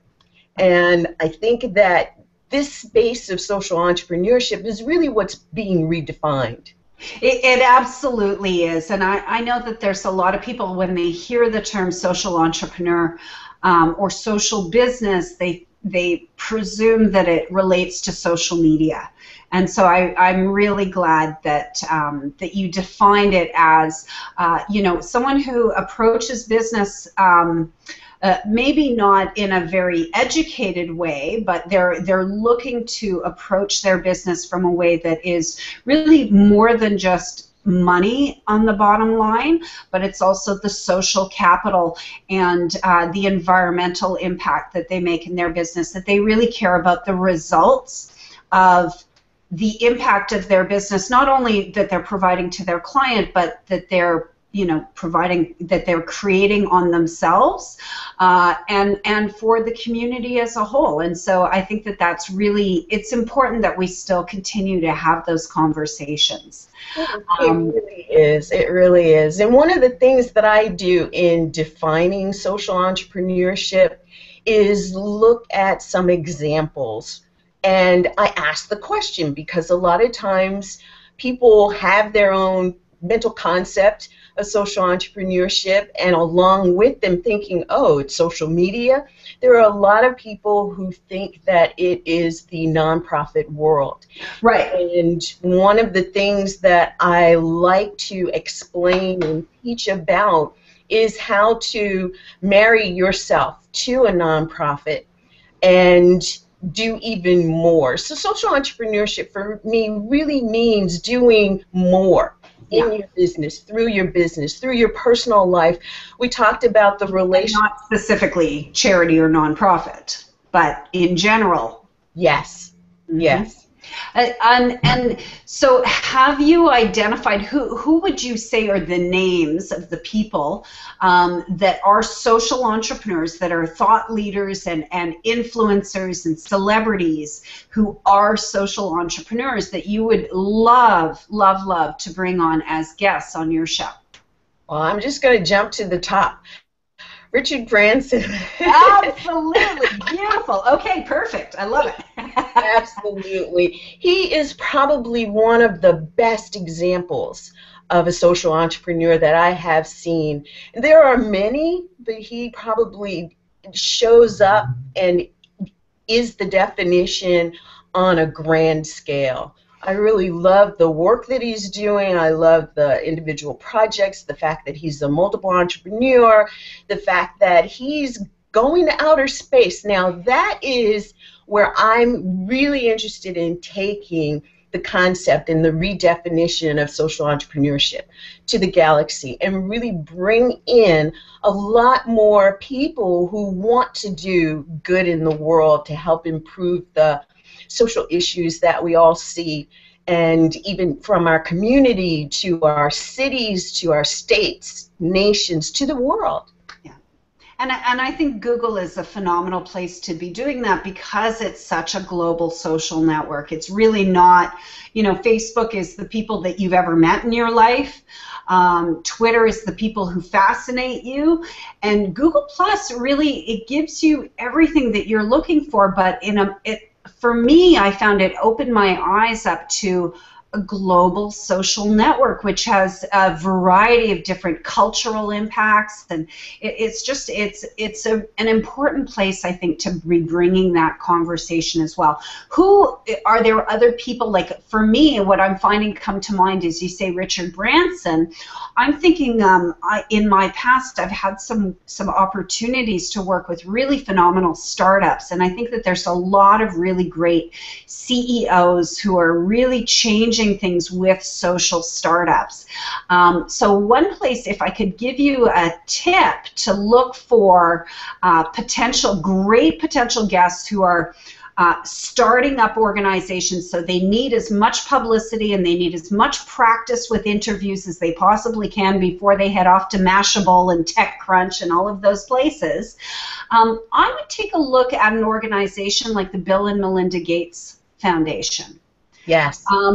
They're VC investing and bringing in board members into organizations. And so if you even just Google search for who are the businesses, and search and look for the businesses that are funded in part or in whole by the Bill and Melinda Gates Foundation, you will find the CEOs of the organizations that really need the opportunity to come on your show and to share with your audience what they're working on that will change the world. I like that idea. Thank you. Yeah. You're welcome. I'm so happy that I can share it with you, and I hope some people who are watching might get some ideas from that as well. I was trying to remember the name of the particular entrepreneur. There was when I was working on a product that creates an educational app for middle school children in the United States. There's a huge challenge with the results of education, especially in the United States. And so there's a lot of work being done to improve education for our children in the United States.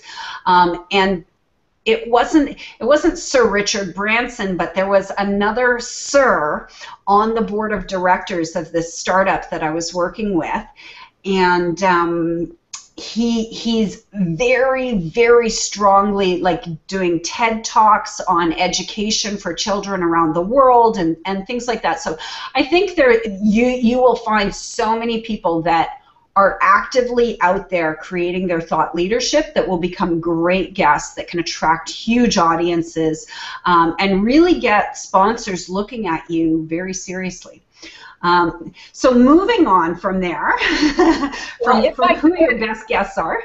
Yeah. If I could, I do have one other very prominent person that I would love to add to my short list there. Yes, please. And that is Dame D.C. Cordova.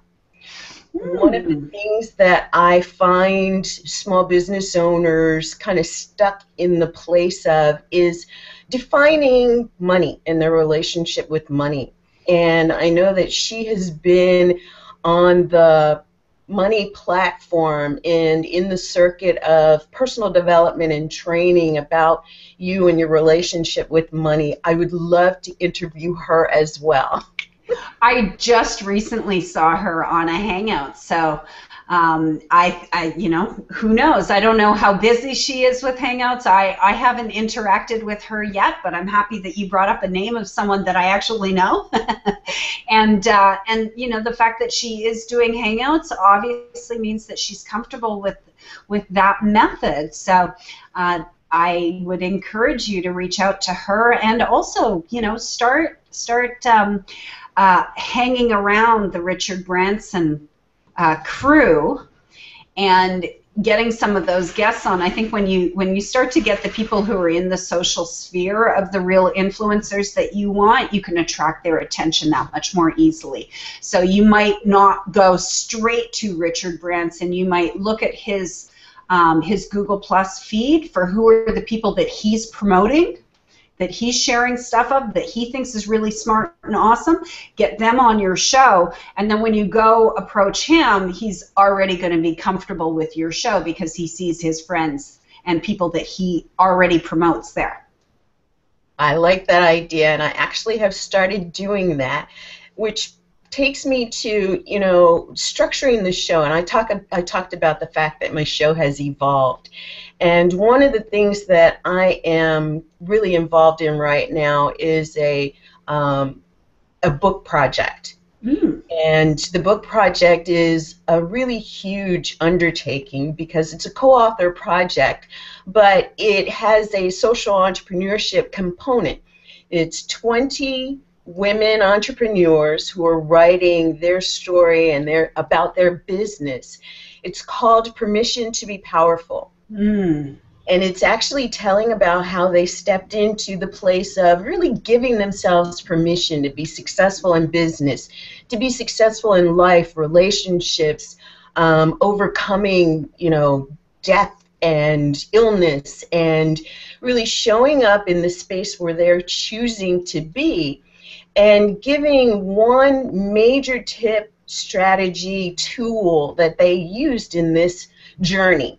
And that book is being turned into a study guide and a leader guide, and contributions are being sought for that development so that those books can be given to small groups all around the world, and allowing them access to not only the inspiring stories that are in this book, but the actual tools that people are contributing here that could be the difference between life and death for someone who might be reading this book. And so, I've identified several people who I'm approaching about that, and Natalie led well with Mind Movies. Are you familiar with Mind Movies? I have heard of it. I'm very little. Well, Mind Movies started not very long ago. I'll say maybe 4 years ago. They are major at this point, and they started out being an online vision board system. Right. Electronic vision board system, and Natalie Ledwell is one of the co-owners. Okay. And she has since embarked upon her own thing, and she's got the Inspiration Show now. But it is identifying women and men who are doing these amazing things in the world and contributing in major ways, and she's actually going to write the foreword to our book. And so, yes, I am so excited about that. That's very exciting. The whole pretext, the whole concept came about because of this idea of social entrepreneurship. So one of the segments of the Biz Info Zone show is actually going to be a book and a business. And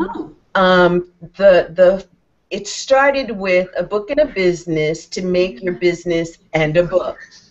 And it focuses on those authors who are really in the social entrepreneur space. And what made me actually even think about it was the fact that Richard Branson actually had a really cool way of introducing his new book this past week. Okay, I didn't see it. Tell us about it. It was amazing. So there were some shots of him, and he had his book, and he was just reading it, and there was a quote. That was it.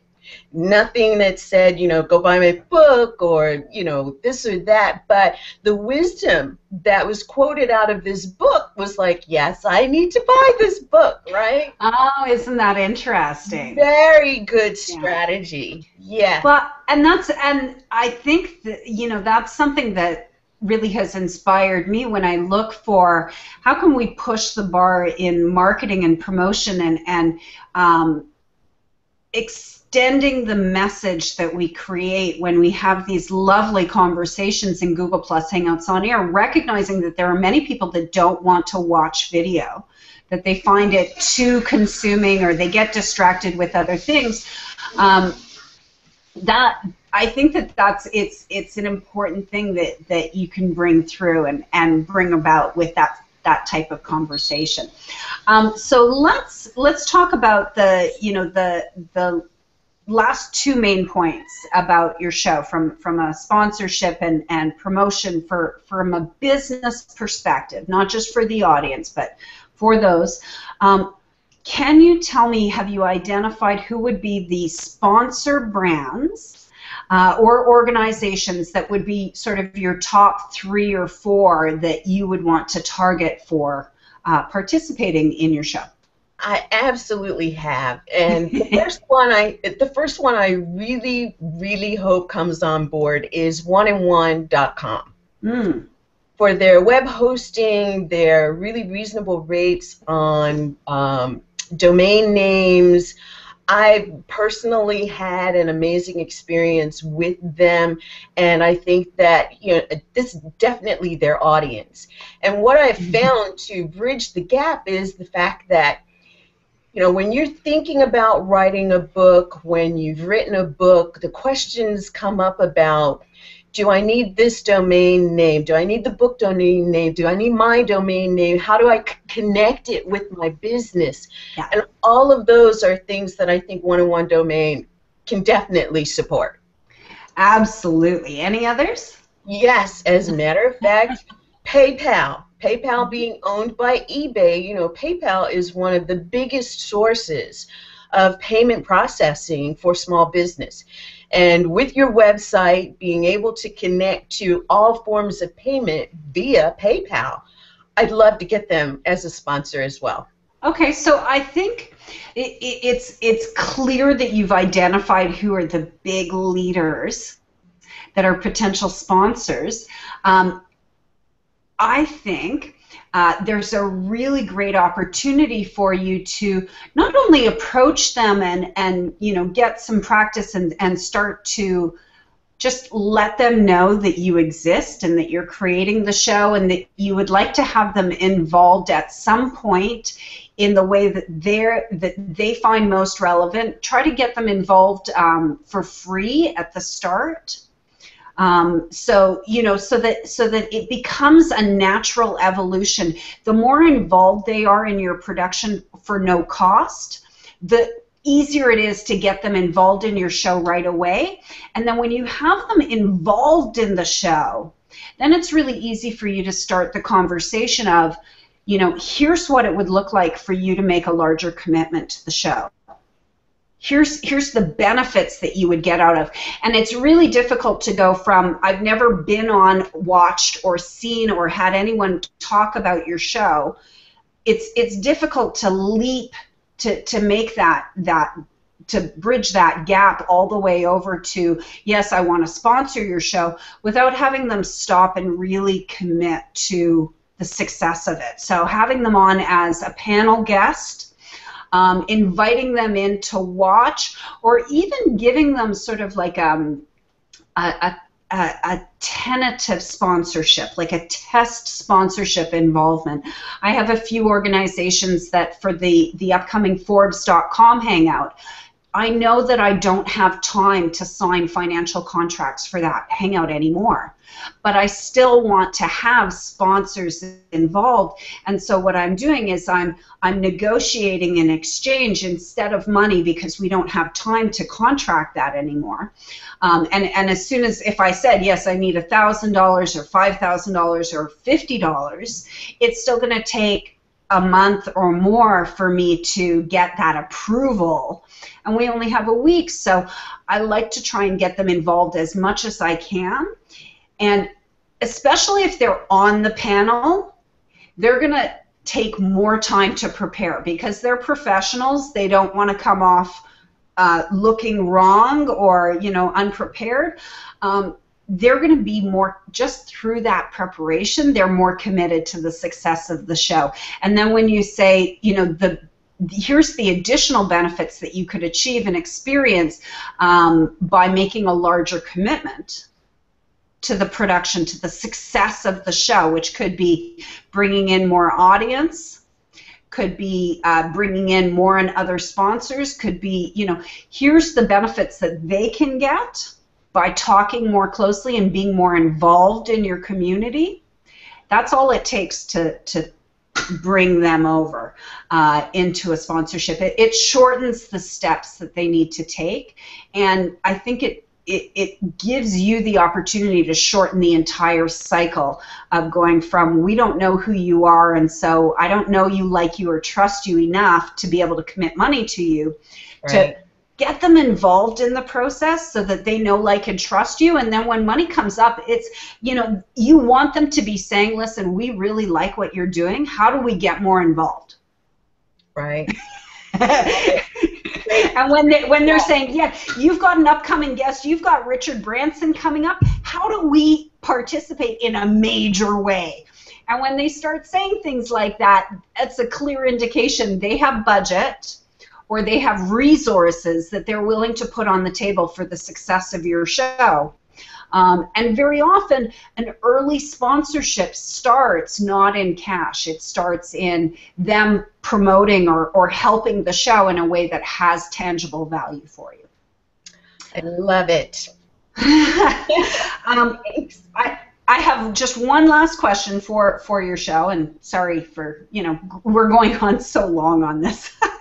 But the one last question that I have is about the media channels that you would have identified that already have that existing audience that you want to talk to. Who are the media channels that are established and trusted brands that speak to social entrepreneurs that would be a perfect fit for simulcast or syndication of your show? Well, the first one that comes to mind is Global Visibility Network, GVN-TV. It is a web TV broadcaster, and I am working right now to find out what it is that I need to do to apply to get onto their network. The other is MyImaginationTV.com has a complete business segment. And what neither one of them do or have is something that actually focuses on social entrepreneurship. So I'm really using that piece to be the lead for me in applying for spots on those networks. Absolutely, and I will recommend for you that you really embrace the feeling that when you approach them, it's not so much you applying and them judging whether you're good enough for their network. It's you presenting to them the value that you contribute to their media business. So them as a media business, the same as you, they're looking to create sponsor revenue. They're looking to create more engagement with their audience. So when you approach them and say, I produce this show, and it will help engage your audience in a way that you're not already, which will make sponsor advertising more valuable. It will allow them to sell more sponsor packages for a larger amount. It will attract more audience to their channel.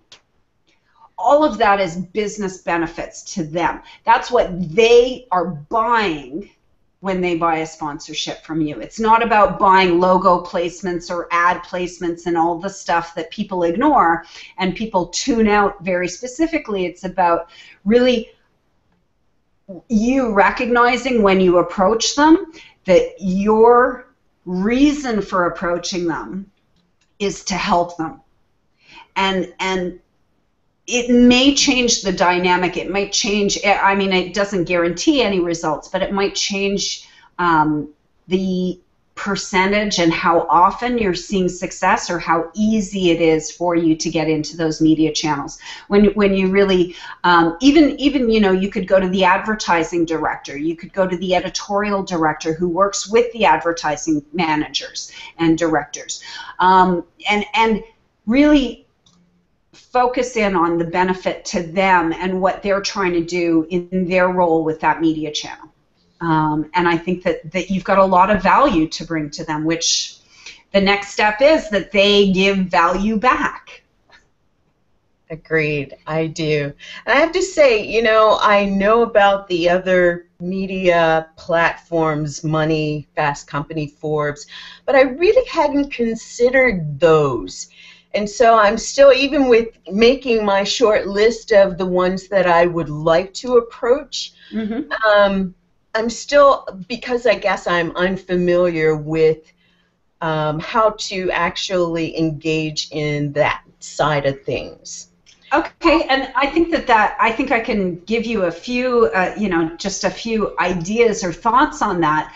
I really, my approach and what I have found works, what I use, the approach that I use to create the Forbes.com article with the Hangout on Air embedded, which is my opportunity, really. I got that Hangout called The Ultimate Guide to Hosting Google Plus Hangouts on Air. It's in Forbes.com for the Forbes audience. And that's a huge, huge thing. So I think that the way that you would consider that is, or the approach to that is, think about Forbes, if they're a target for you, which I would think that they would be. They're always looking for more different content, and certainly social entrepreneurship is an important subject to keep in mind with business. And their audience is a business audience. So not all of their readers would be your viewers and audience, but certainly having the Forbes brand is great. I think the way to approach it is look at Forbes, if that's your target. Look at Forbes and search Forbes for what else are they talking about social entrepreneurship. How are they presenting social entrepreneurship in the past to their audience? And one of the great things that I've discovered about Forbes is that all of their articles have view counts on them. So you can see, you can just search Forbes for social entrepreneurship and pull up all of the articles, and you'll be able to see all of the articles that did really well or that didn't do as well. And then you can tailor, because you are a thought leader in social entrepreneurship, because you're going to read those articles and go, okay, I get why they felt that that was valuable to present to their audience.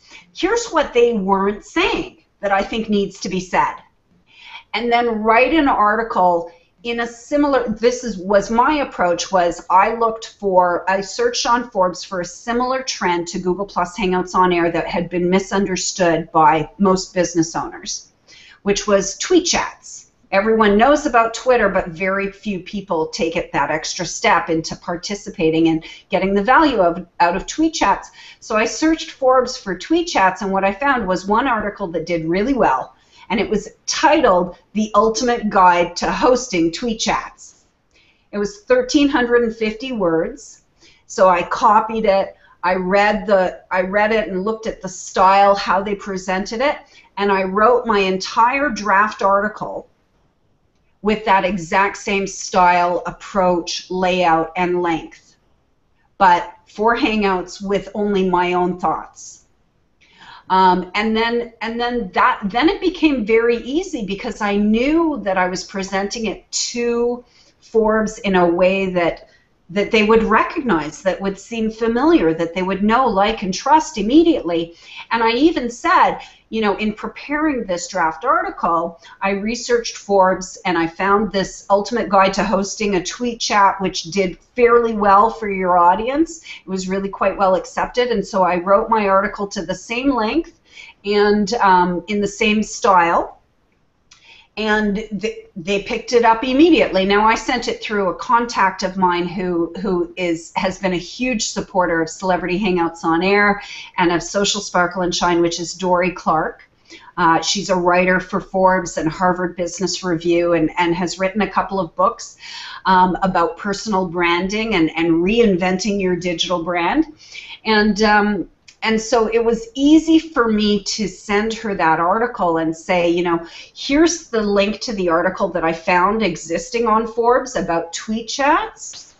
So I know that, sometimes you publish 1,350 words. That's the length I wrote this draft to, but of course you can cut anything you want, or edit it, or restyle it, or just interview me based on it, however is going to work best for you. And that was all that it took, because I knew that Dorie, as a professional writer for Forbes and Harvard Business Review and entrepreneur and a number of other platforms, she has a schedule and a responsibility to produce 3 and 4 articles every single week for these titles. So on top of everything else that she does in her life as a consultant and speaker and book author, she's always looking for I'm not saying she's always looking for, but she's always open to people within her network sending her stuff that she doesn't have to do all of the work from scratch for. Right? So I've seen her co-author a number of articles with other people that she had met on my show. And so I knew that there would be an opportunity. So if you look for the writers, look for the articles that do well in a similar sort of tone or subject matter on that channel, and then look for that particular writer or the groups of writers that are with that media channel, and see if you can identify them being comfortable already with co-authoring. Because my experience with co-authoring, it wasn't that I pitched an idea to Dorie and then we wrote it together. I didn't even tell Dorie about it. I just pitched her. I sent her the draft, which everyone says don't send journalists the draft. But perhaps because we're friends, I felt more comfortable with just sending her the finished, here's my pitch. You can spend 3 minutes. If you hate it, send it back to me and tell me why. But she was able to just take my finished content, and she said, this is actually really quite good. Just give me a couple of weeks to edit it, and then we'll put it up on my blog. It was about 2.5 weeks from when I sent her the first draft to when it was published on Forbes. And I think I mentioned earlier in this broadcast that she edited the draft, and I'm sure she cut out a lot of stuff, and she really edited a lot of it, but she did it with such skill and such craft that when I read it, it's as though I wrote it. It's not even, like it's all my own words. So I think that that's a way to do it, is to really get involved with the journalists and the writers and the people who are looking for more content and more conversations, the people who are being paid for and who are on a schedule to create that type of content. They're going to be really happy when you show up and say, I'm not going to charge you, and I will give you content, that you can help share for me. And you never know when it might lead to a paying gig as well, but that's that's in addition to being able to get your content, your thought leadership discussion on those major media channels. Now, the trick that I've discovered in the last 2 months, really, since when I first wrote that Forbes article, is that when you're doing this, think about the title that you're hoping the article will have. Mine was The Ultimate Guide to Hosting Google+ Hangouts on Air. When you're writing it, schedule your future Hangout on Air and embed that video code into the draft of the article. I had to be really explicit with Dorie and explain to her why it was important that she try and include that embed code, and she had to deal with a few other tech people at Forbes in order to get the embed code in. But that's the one thing, it blows my mind how much more engagement you have on your content when it's not just the readers on the day that it's published, and then it sort of grows and you have a lot of readership at the start, and then it sort of loses interest. When you have a future Hangout on Air already embedded, and you don't have to do any more back and forth work with the publication. Once they've already published you don't want to go back and say, oh, by the way, I've now scheduled this Hangout on Air. Can you put that in too? You want to give them everything already ahead. So you have to think 2 and 3 months in the future. But what I do, I'll tell you, I schedule my Hangouts on Air for the articles. The only thing I include is a title. I don't say what media channel it's going into. I don't really describe the content of the discussion. I have a standard details that I use to describe what this is, and then once it gets published in a media channel, then, okay, now this Hangout, the name gets changed. If we need to change the date, we change the date. Then I start to identify who are the guests. Then I identify the format of the show. And the conversation will always be related to the article.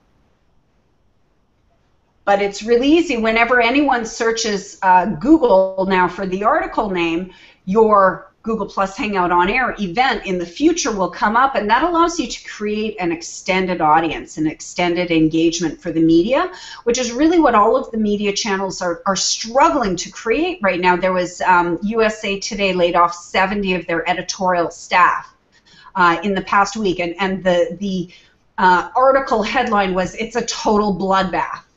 They were laying off people, and the bloodbath part of it was how cold and callous they were about laying off people who had been working on the editorial team for 10 or 15 years with them, to find out that they were escorted out by security, which is it's a horrifying thing to go through. But what they were saying in the article from an insider was they were saying that there are days of the week now within traditional media channels where journalists their responsibility is to create engagement with the content. Their responsibility is to create audience now. They're not just a writer who submits the article and the paper does all the work.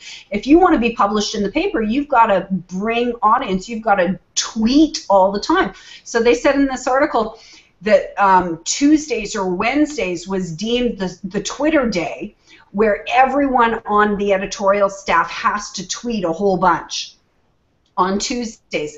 And so one of the things that strikes me about reading that in the article and where we are now, what we know about Hangouts on Air and what I've discovered and shown and demonstrated can be done with the Forbes article, is that journalists who are struggling, journalists who suspect that, wait, I might be falling behind in the expectations of my employer to be able to drive traffic and create more engagement, create more value for the sponsors of this content, we're creating an embedded Hangout on Air in almost each article that they write, would give them a much more colorful and vibrant and a very different way of starting to engage with their readers, rather than just two-dimensional and choppy in comments back and forth on the blogs. Now we can have a live discussion.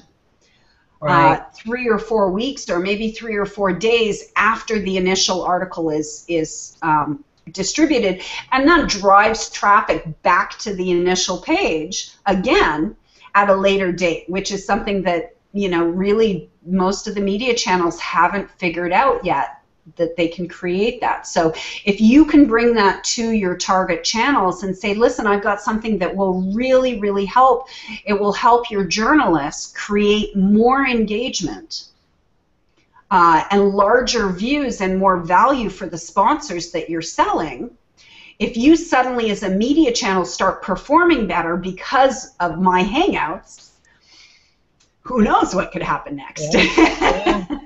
Yeah. Right? It opens up the world for you. So, thank you, Debbie. You're very, very welcome. I think you're going to do really, really well with your show. I'm really happy to hear that you are focusing on, it's something that I was really, really moved and involved with sustainability and the green movement and corporate social responsibility for a really long time, around starting in 2007, 2008, 2009, and when the economy changed, as many, many people did, my focus changed. And my focus became much more on economic sustainability than environmental sustainability. So I think it's really important that we don't forget that we still need to have people talking about that and bringing it back into the forefront. Thank you. I'd love to interview you on a show at some point in the near future. Absolutely, I would love to, and we'll talk about that as when we get off today. Okay. So I thank you very much for joining, Lynn. I'm just going to, what I'm going to do now, I'm going to bring Jeff back in. I know Jeff is still here with us in the broadcast, and I'm just going to see if he had any final comments or questions or anything that he wanted to contribute to you. And I know Jeff was so involved. So hi, Jeff, again. Hi, thanks for having me back on. That was a great segment right there. Thank you, Awesome. Jeff. Did you have anything that you wanted to contribute or comment specifically about any of the shows that you've seen on the Media Junket today? Well, Lynn, one of the resources you said 1-in-1. It was one of the resources, and another that I know their initiative may be in line with yours would be Green Geeks. They're a hosting company, but their mission is around green, environmental. They say all their hosting and everything is all green powered. So that may be another person to look at or company to look at. I think that's a great idea. I think what a lot of people don't recognize in sustainability and in triple bottom line business is the amount of energy required to run these massive websites, to run these massive technological installation, the amount of energy required. And so if you can find organizations that are like Bullfrog powered or that are really carbon conscious, providing to the small business owner, I think that would be a really smart fit for you. Thank you. Love that idea. Yeah. Awesome. Okay, well, we're going into the 4th hour, so I'm going to let you guys go, and I'm going to try and do a quick recording of the slides and see if I can get them tacked onto this video for demonstration of Celebrity Hangouts on Air, Level 1 and Level 2. You're welcome to stay and watch if you'd like. I'm going to try the slides so there won't be so much conversation and interaction. And then that will be it for today. This is probably the longest hangout I've ever done. It's like a part-time job. Absolutely. Well, I'm also going to, I will be hiding you both from the broadcast, and I'm going to take just a 2-minute, maybe a 3-minute production break to go get some more water and to take a really quick bio break. And then I'll be back for the presentation and workshop. And I do hope that you'll both watch and maybe get some, take some ideas and hopefully inspire my upcoming interview on your show. Sure. Love you. Thanks, Debbie. Thank you so much for joining me. Okay. Thank you for having me. I'll switch to viewer mode as well. Awesome. You're both very welcome. And I will do the same. Thanks again. You're welcome. Thank you. Awesome. Okay, so that was some really, really amazing shows that we launched today. I really hope that you'll come back. I will make a point before I end this recording today of copying the chat within the group and sharing it with everyone who was on the show today. We can use that for the transcriptions and for links into specific points in the video.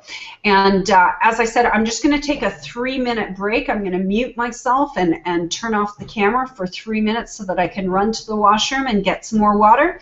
And then I'm going to come back and try and do one of the very first presentations that I've ever done for Celebrity Hangouts on Air. So I know it sounds surprising that I've almost never done presentations, but it's true.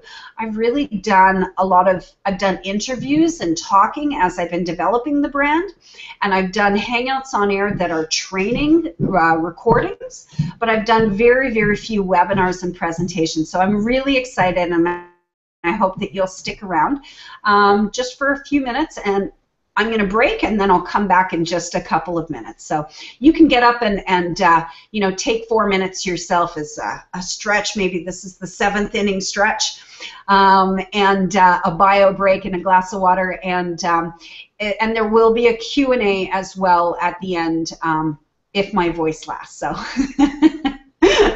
So I'm just going to turn off my camera and my mic.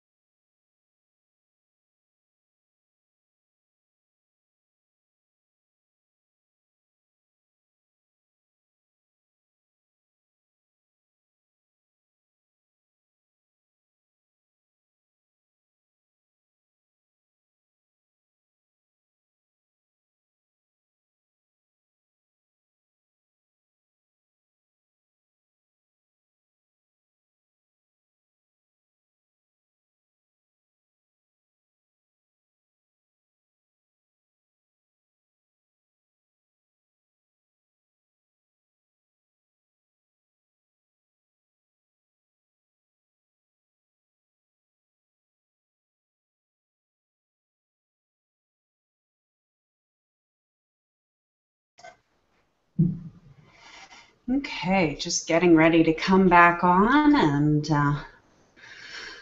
we shall see. I might try the presentation. I don't know. I'm toying with the idea of trying the slide PowerPoint slides again, even though it failed so terribly before. I'm not really sure if I should or not, but now I think. Don't be offended, Lynn. I'm going to eject you from the broadcast, and the reason to do that is just because I want to try and reduce the amount of bandwidth that the show is taking up on my computer, and I suspect that that might have something to do with the PowerPoint problems. I don't know if it actually is or not, but I really don't take offense. Please continue watching from the Google Plus event page. So thank you so much for joining me. And then thank you very much, everyone, for continuing to watch. I'm just so impressed by the quality of shows. When people really take action with Hangouts on Air, it's really, there's no limit to what you can create as long as you decide, you know, I'm going to stay the course. I'm going to try and create my vision, and I'm going to make changes to myself and to my approach until I fix the things that aren't working that will get me to the point of success. And so I'm really happy here today to be able to try and re-record the presentation that really just gives you insight into the value of Celebrity Hangouts on Air, of participating in Celebrity Hangouts on Air, which is a specific program that I've created for marketers and for business owners to understand how to create their signature show. And the signature show is, you know, really what you become known for. It's a show that attracts to your business and to your show. It attracts celebrity guests, builds unlimited audiences through using Hangouts on Air, which has some unique little tricks that allow you to build those large audiences in a different way than any other broadcast platform. Allows you to start understanding how to generate sponsor revenue. And of course, it's the most important thing is to be meeting your business objectives. And you want to get to the point where you're producing a show often enough so that you have the practice and the skills and the understanding of what it will take to have a show that meets the business objectives every single episode. Because of course, your experience, my guess is that you probably would be able to, at least with the Celebrity Hangouts on Air training, I'm positive that you would be able to progress much more quickly into a profitable and positive business experience than I was. I really struggled for a very long time. But I also, even though I think you could progress more quickly than me, I don't believe that you will leapfrog over any of the challenges. I think that you still have to experience them, and the first challenge that I can warn you about will be the first episode that even if it's your practice hangout that is coordinated and that has everyone who's on your panel. Even just taking the time to try and coordinate a practice hangout that has everybody on it teaches you a lot about the Hangouts on Air. And then when you actually go to do the real recording, which when I do practice Hangouts on Air, I actually do set them up as a real Hangout on Air, and we start the Hangout and I bring them in. I just never start the broadcast button. That's the only difference. Or I can record it and just only broadcast it to the people who are on the show as a practice hangout. But really, it teaches you so much. So what I want to do is review the benefits and the overall training that you get within both Celebrity Hangouts on Air Level 1 and Level 2. I'm so excited to be able to announce and launch a brand new thing within Celebrity Hangouts on Air, and I will show you, hopefully the screen overlay works, which is the Buddy Pass. And I'm really excited about this because the biggest challenge that I have been seeing with people who are purchasing my programs, this is really not applying to the mastermind group as much as it applies to people who purchase Celebrity Hangouts on Air Level 1 training, which is a 6-week training to launching your signature Hangout on Air show, or even the Level 2 training, which is, it's really 4 main primary pillars that bring your Hangout on Air to the next level as a business. The biggest challenge that I see is people who are, what do they call it, analysis paralysis, or buying the next big shiny thing, the shiny object syndrome. And you know, they get distracted and they're stuck in a period of learning rather than actually taking action and getting to the point that they want. And so the Buddy Pass, what I was really struggling with was, how do I get people really engaged in the process And for me, what I've observed is that the Hangouts on Air that are really successful are the ones that have co-hosts, are the ones that have people on the team that are participating in the success of the Hangout every single episode. And so what I've created the Buddy Pass to do, it doesn't have to be given to anyone specific. You can choose who the Buddy Pass goes to. It doesn't have to be someone participating in your Hangout. It can be a friend who has business. You could give it away as a birthday gift or as a holiday gift.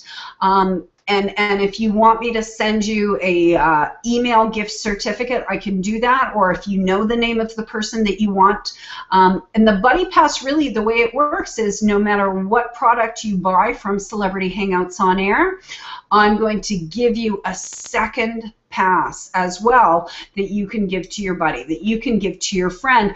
And this allows you really to have someone as a companion there, someone that you can give a helping hand to, that can give a helping hand to you, that you can test things out with, that you can discover new things, you can figure out what works, what doesn't work in a safe environment with someone who understands and who is going through the process in the same way as you.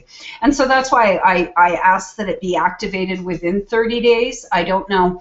This is a brand new offer and a brand new program, so the value of it, Level 1 training is normally $147, so it would be $147 on Level 1. On Level 2, the value is $200, and on the Mastermind at the moment, the Mastermind value is $2,000. So if you invest in something like the Mastermind, yes, you will get a full second pass for another person. Could be a friend, could be a partner, could be someone that you just wanted to give a gift to, could be even a potential client.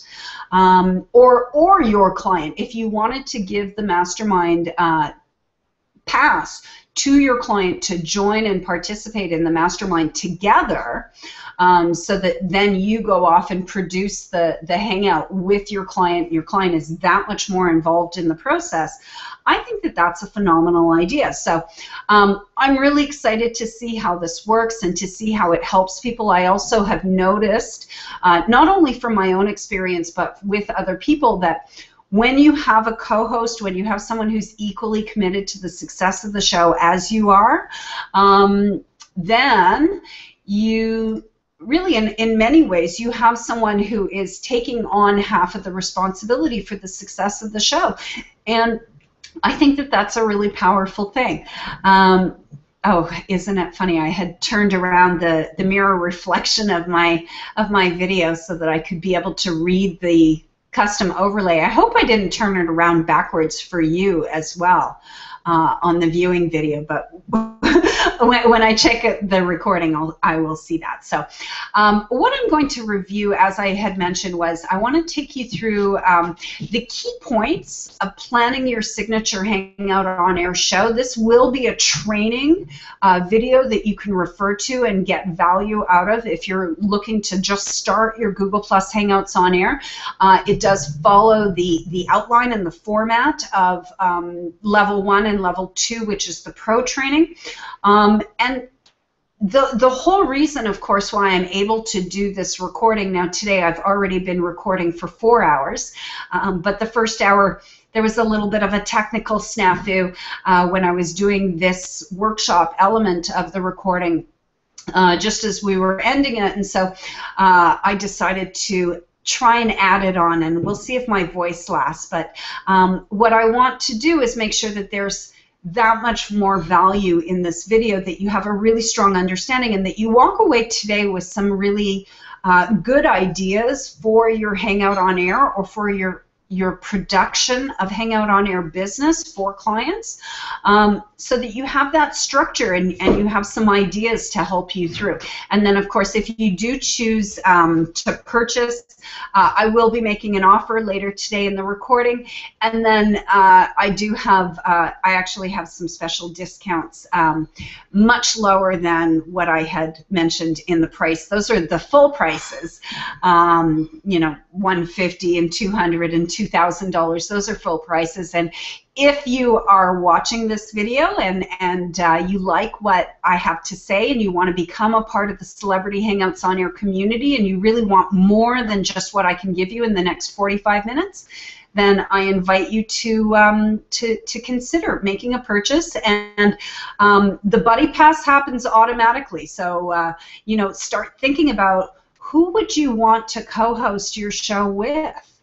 Who would you want to give the Buddy Pass to as a gift? And, you know, if you have any thoughts or ideas, I think the Applause app was turned off for this Hangout. I'm not sure if the Q&A app was, if I turned it on or not. No, I didn't turn it on. And so, you know, leave me questions, leave me comments, and as I go through this process, and if you like what I say, you know, I want to hear as much feedback as you want to share with me. So thank you for continuing to watch, and I'll try and see if I can pull up the screen share at this point. See if I can find that presentation. We'll just go back to slide sharing. And hopefully, fingers crossed, there won't be any technical screw-ups, and I'll just be able to go through this pretty smoothly in a pretty quick period of time, just really condense and give you a lot of value and information, and also give you an understanding of the structure of what you get inside of Celebrity Hangouts on Air. So let me see now if I can get this screen sharing working. Oof, recovered file, that scares me a little bit because I know that I named it.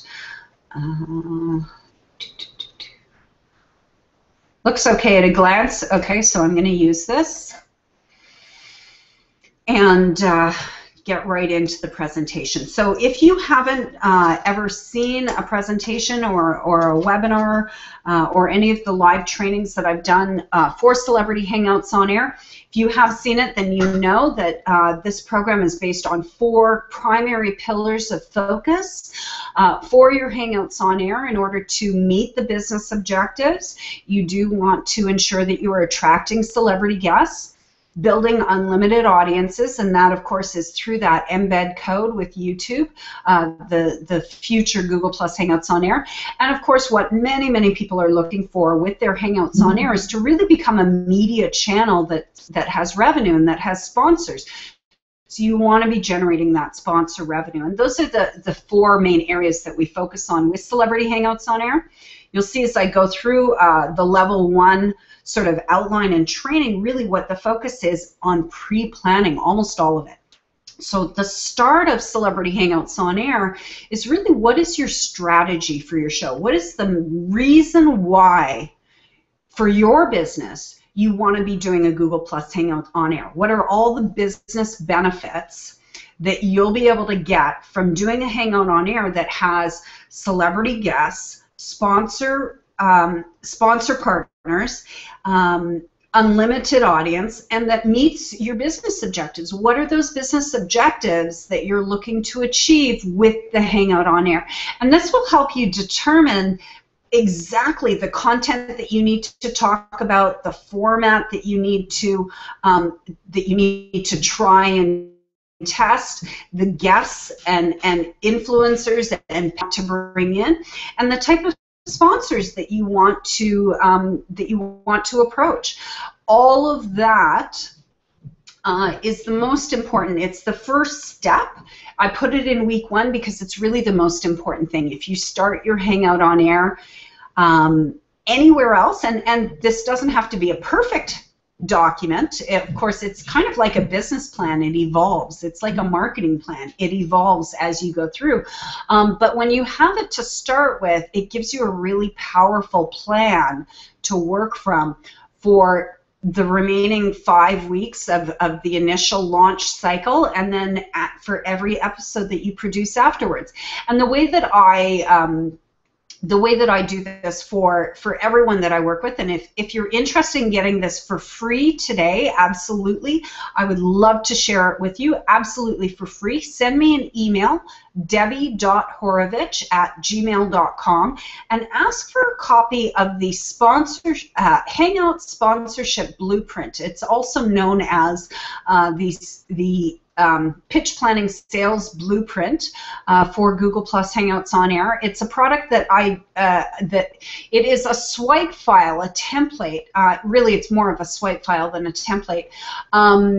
That I have a few different versions of that allows you to identify really the key questions that I was asking producers earlier today. Who is your audience? Who are your sponsors? Who are your potential guests? This document is the one that allows you to see 18 episodes into the future, what the value that you'll be creating with every episode is, so that you can communicate to potential guests and to potential sponsors and to potential media channels that will be syndicating your show. You can communicate to them the benefits that they'll be getting when they help you create the success that you're working towards. So, like I said, send me an email. I will.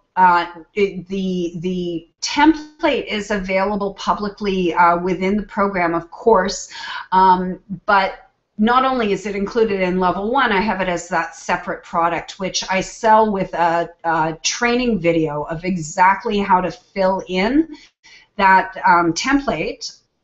I sell it with the training video for $7, but if you're on my webinar, I will give it to you for free. Just send me an email again at debbie.horovich@gmail.com, and I will be happy to give you access to both the swipe file and the training that comes along with it.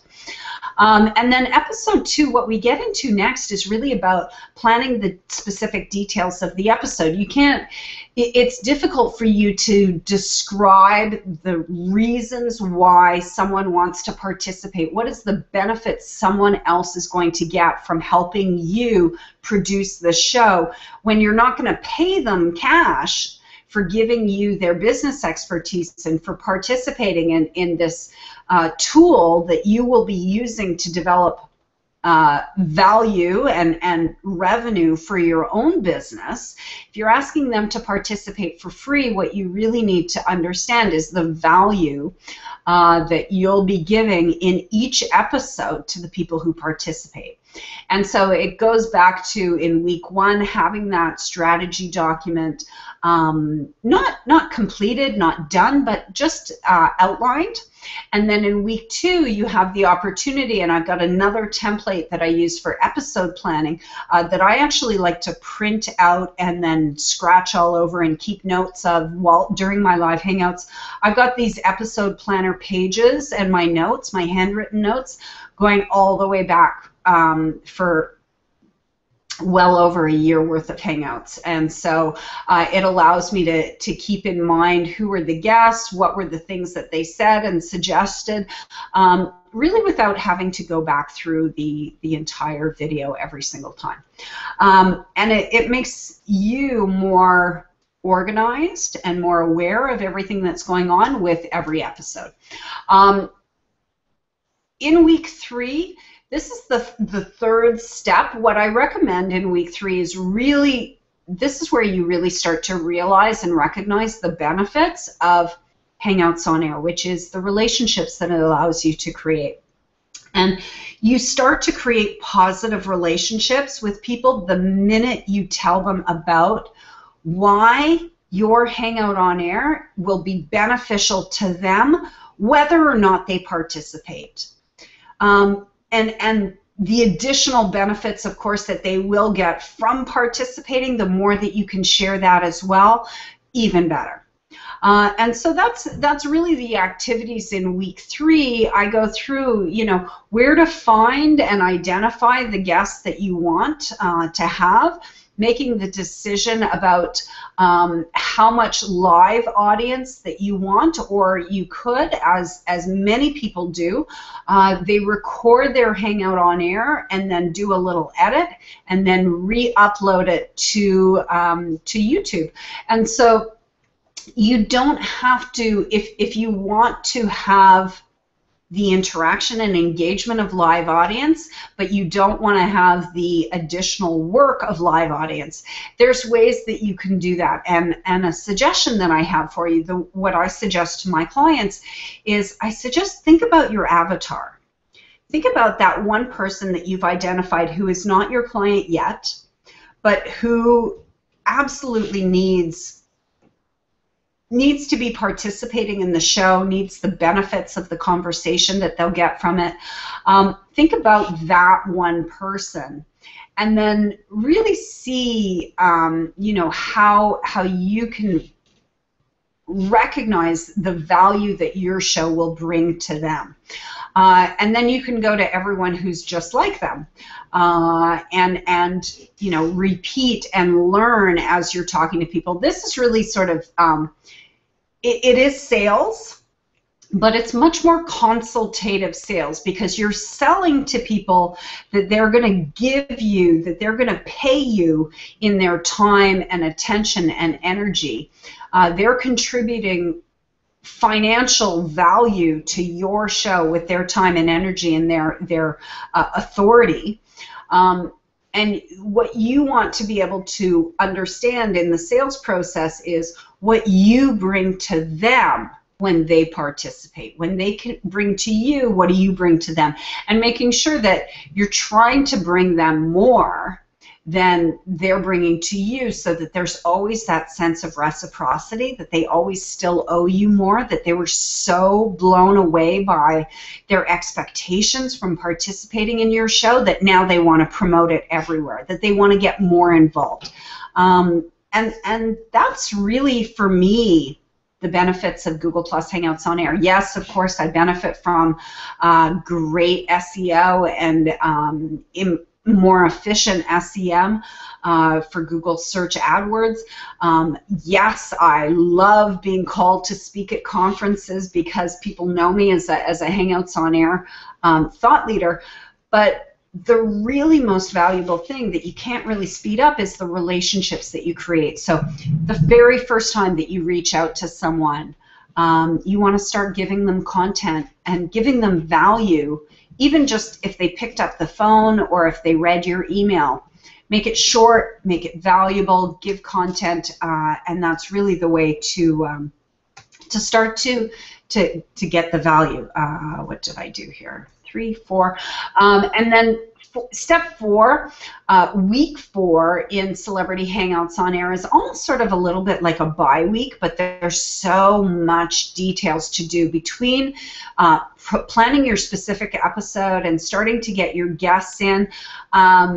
I would say start your promotions and details, and I do start to outline it here in week 3. Setting up the live RSVP pages and starting to attract that early lead generation for the show is really valuable. And then in week 4, really the next step before the last step before the live recording is to make sure that you've got every last detail planned. And if you have any sort of like last minute openings on your panel, or if you need to get a professional host to help you with the conversation, if you're not as comfortable on camera, you can bring these people in at a little bit of a more later date. You know, you want to try and get your hosts and volunteers and guests and panel participants, you want to try and have them understand the value that you're bringing to them so that they won't charge you. But there will always be people who simply are not doing other shows without a form of payment. And so you want to get an idea of who's available that you would like to work with that is within the right sort of price frame for you and for your business. And you know, these guests and talent to join your production team, even if it's as a host or as a guest on the panel, there are people who will charge, and the reason, not everyone who charges is worth it, but you know, if they're a celebrity, if they're an influencer, if they really, really are well involved with your content, take a close look at how large their platform is. And there is an opportunity, the same as with sponsors, there's an opportunity to pay your talent, your production team, in exchange with a sponsorship on the show. So someone is a host and you make clear note, thank you to so-and-so for being our host for this show. Here's their website if you would like to hire them for hosting on your own. And that's an exchange sponsorship. But like I said, there will be people that you will see the value in paying them to participate in your show. And this is really where you're becoming a professional and running a business of a media channel. Week 5 really is all about the live recording and being sure that you're prepared for it, being sure that you're prepared for the potential tech snafus that could come up, not only in your first live one, but in every episode after that. And of course, as we mentioned earlier today, Hangouts on Air are no more or less subject to technical issues than any other platform.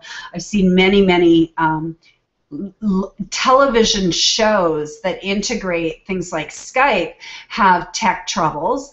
I've seen many Hangouts, of course, that have tech troubles, and I've seen many GoToMeeting and GoToWebinar episodes, where I know that people are investing a lot of money and taking a big risk with that presentation, with that launch, that they've got thousands of people watching live, and then it has technical troubles. So there are unplanned and planned things that happen within your Hangouts on Air, and you want to be ready for them, and also be ready to capture some of the amazing unplanned things that happen in the conversation.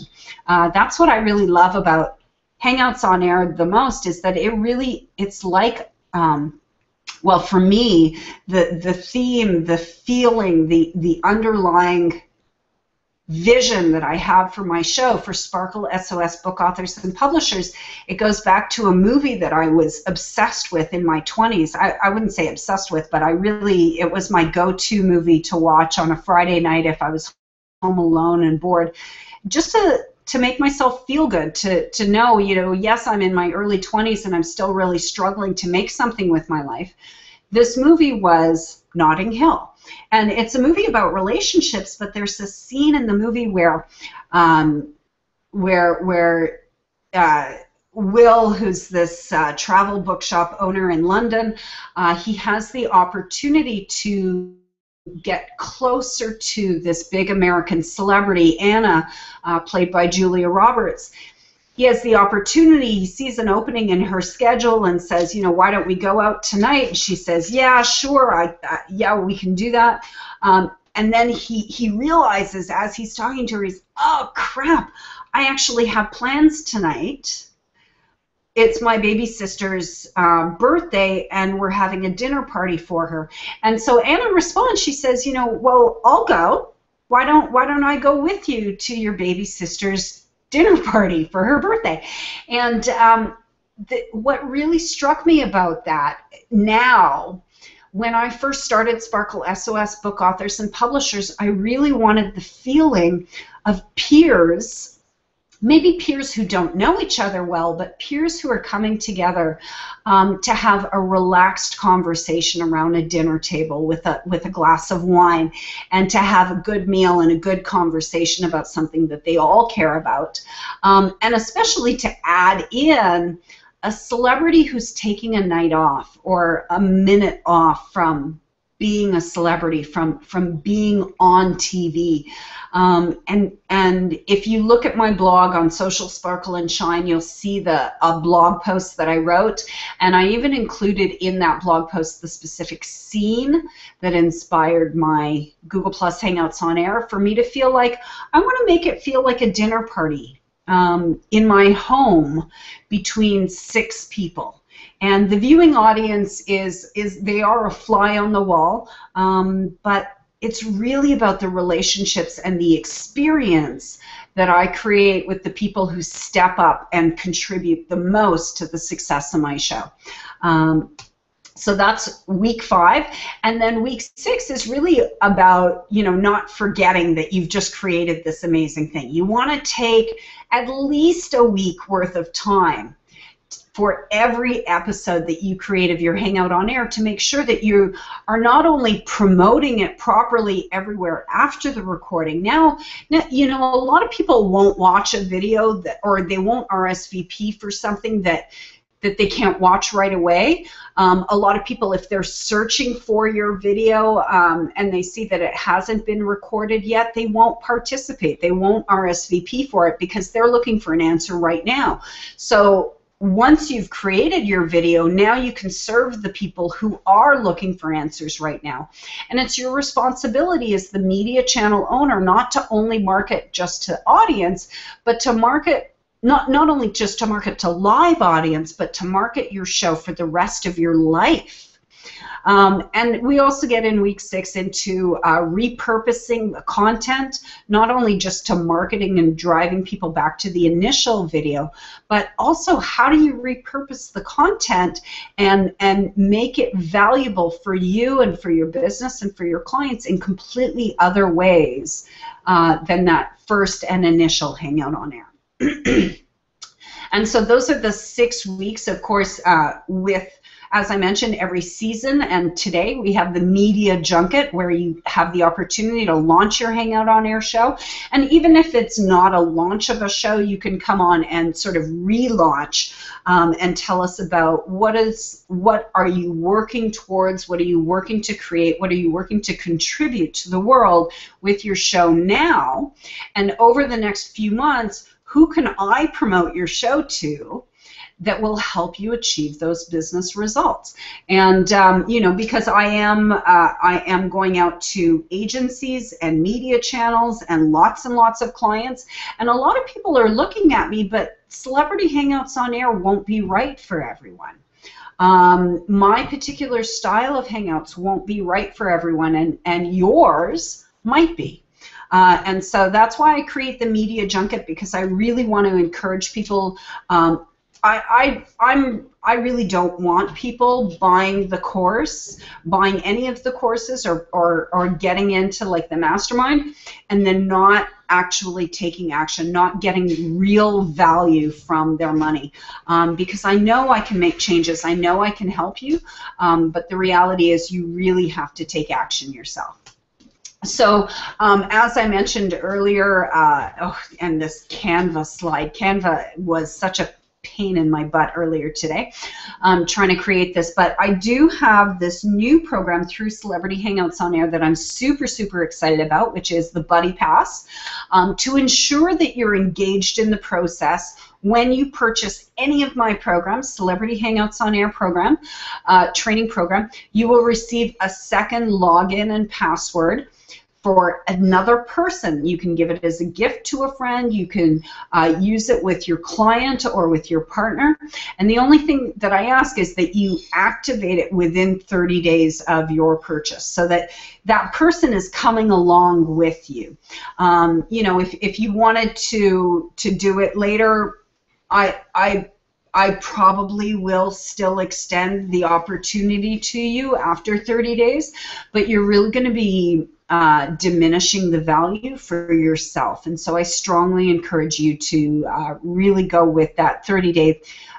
Get yourself started. Take action every single week, and you don't have to worry about, you know, what are the things that I'm not saying, what are the things that I'm not covering. This is not meant to be an all-encompassing Google Plus Hangouts on Air training course. It is really just how to plan the Celebrity Hangouts on Air shows that attract celebrity guests, build unlimited audiences, generate sponsor revenue, and meet your business objectives with every episode. So I want you to have the opportunity to give away value when you make a purchase with me.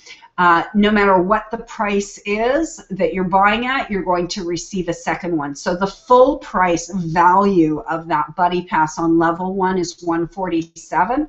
On level 2 is $199 or $197, and on the Mastermind it's actually $2,000. So that would be a super valuable way, not only for you to give away value with someone else, but really to create more value and to create more commitment for yourself. You're telling someone, listen, I'm starting this 6-week program. I'm starting this Hangout on Air show. I don't really know what I'm doing. There's going to be a lot of testing and a lot of new learning. Do you want to come along with me and either create your own show and just, you know, be there as my buddy to help me and I'll help you, or do you want to partner with me and we'll create a show together?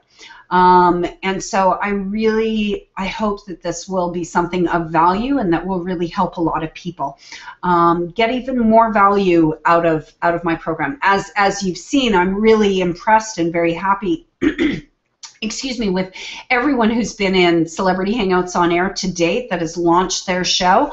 They do so well. They are phenomenal programs. There's always room for improvement. The more you put in, the more you get out. And so there's always room for growth, but I don't want to see people buying the program and watching the videos but not taking action. So I also have, you know, the Buddy Pass is a new way to help with that. And then additionally, there's a few other things. The Media Junket helps you take action. It forces you to get your show launched so that you can get into that seasonal Media Junket. And we also have, I have a success performance guarantee that I offer with every training program, and I'll get into that in just a few minutes. So level 2 Celebrity Hangouts on Air, here we really focus, and I just finished recording the 4 primary videos. There will be a series of additional videos, but really it focuses on those 4 primary pillars of Celebrity Hangouts on Air. And so what we do is we take the 6-week process where you've created your launch show. You take 6 weeks to launch the first episode, and then you're now producing on the cycle that you choose. This could be weekly or more often than a week. I don't recommend it. I strongly recommend that you go with every second week or every month or every quarter or even an infrequent show, because you really want to give yourself the opportunity to honestly give and create as much value with every relationship, with every touch point, with every guest, with every episode that you create. And if you get into a weekly show, while there are benefits certainly to producing weekly or to producing daily, there just isn't enough time in between episodes for you to have a life, run a business, and to bring your show to the next level. So this is level 2, is where you've got that Hangout on Air show and you've got episodes and you know, like, you're in the production schedule. There's just a few things that aren't quite working. You're not really getting a lot of clients attracted yet. You're not really getting people coming to you and saying, hey, can you produce the show for us? So the 4 pillars that we really focus on, the 4 main trainings, are now you've got celebrity guests, or you know how to get celebrity guests for your show. It's really about leveraging the relationships that you develop with celebrity guests. You know how to create the unlimited audiences using that YouTube embed code. The second step in level 2, it's really about contracting those large audiences within the mass media. So developing a really strong exchange, a really strong value exchange with the media channels that have those established audiences, that have audiences that rely on them, that brand, whether it be Forbes or Harvard Business Review or Huffington Post or the Globe and Mail or Canadian Business or Entrepreneur, any title that you want. It could be a children's magazine, it could be a travel magazine. You can contract with that organization that they will simulcast or syndicate your content every time. And the more value you bring to them, it is a very old and classical approach for them to pay the people who they're syndicating their content.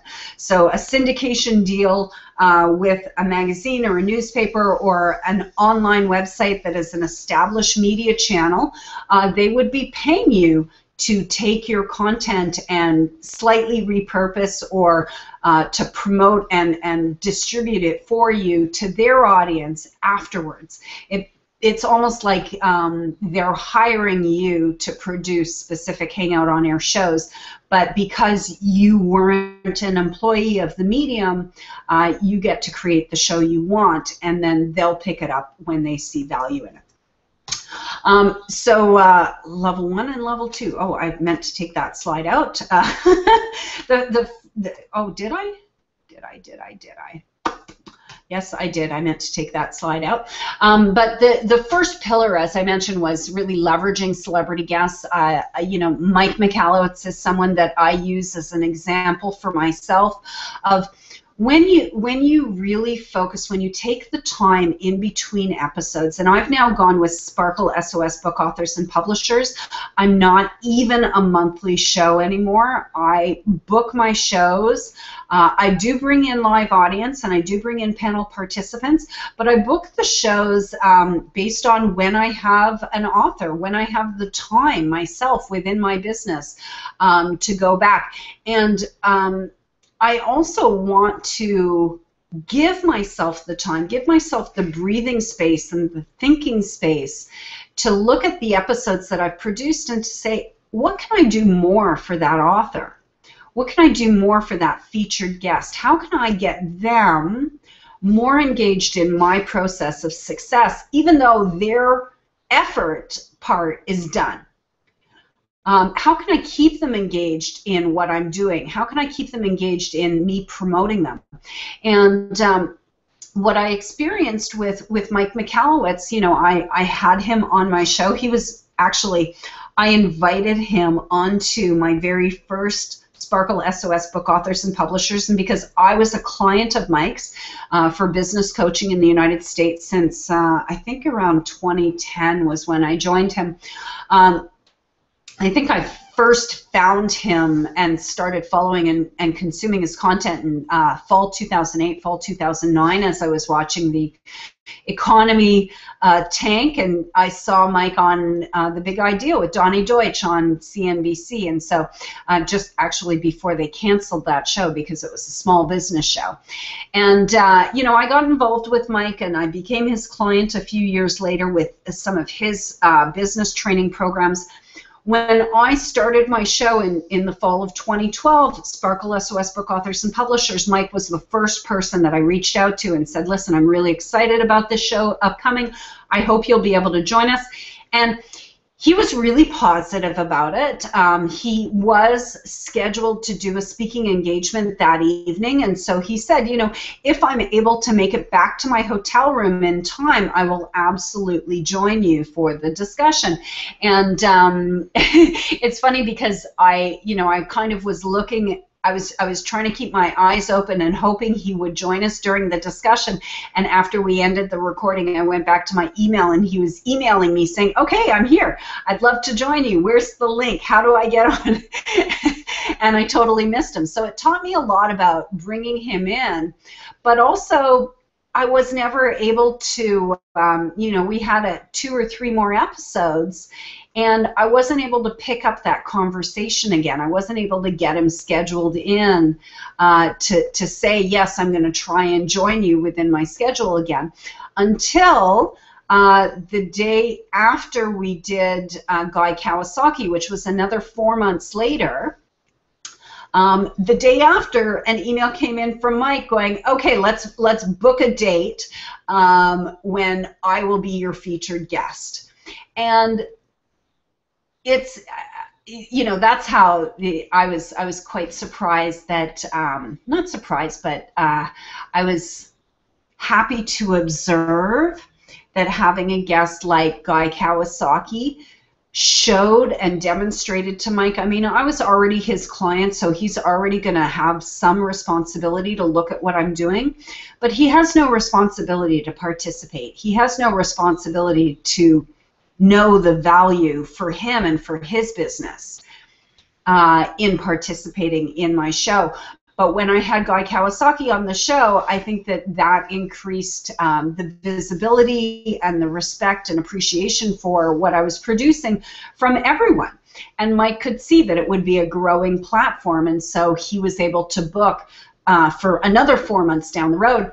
And then we became so much closer as a result of finally being able to talk one-on-one, face-to-face on video. And I introduced him to a number of people who I've promoted his books to, who have become his fans on the Hangout.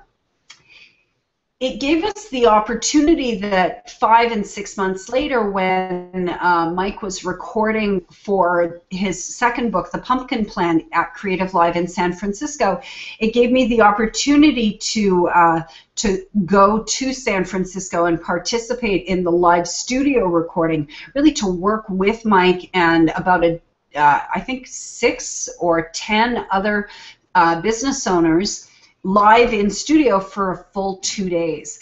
And so it really gave me the opportunity to establish a stronger relationship with him, and you know, to get even more support from him. Mike has sent me contacts and people who he felt really could benefit from having a Google Plus Hangout on Air included, who are people, you know, sponsors of his he's introducing me to. So taking the time to really get to know your guests will pay you back in so many different ways. Not only has Mike sent me his sponsors as potential clients of mine, but his business partner, Donna Lyons, has also, she has actually sent me people who have become clients when they're expressing a need for Google Plus Hangouts on Air. She'll send them to me. And then additionally, when I was in San Francisco, I was able to share, you know, something raw and sort of, excuse me, embarrassing a little bit about my business, which is that, like many, many other business owners, I've never actually been profitable. Well, at that point, I had never actually experienced profit, and I was always struggling to pay my taxes. I was always struggling to pay myself. I could never bring on anyone on a consistent level to help me because I never had money left after paying for, you know, all the business expenses. I really felt for the first couple of years like I was a drug addict. Every penny that I would get would go straight into my business. Even if I took a part-time job or a full-time job for a little while, all the money would go straight into my business, and I was overspending on my expenses to such a ridiculous tune that of course I never had profit aside and anything like that. But what came as a result of me going to San Francisco and to revealing to Mike in a very honest, and you know, it was an open platform, it was live broadcasting on the web with hundreds of people watching,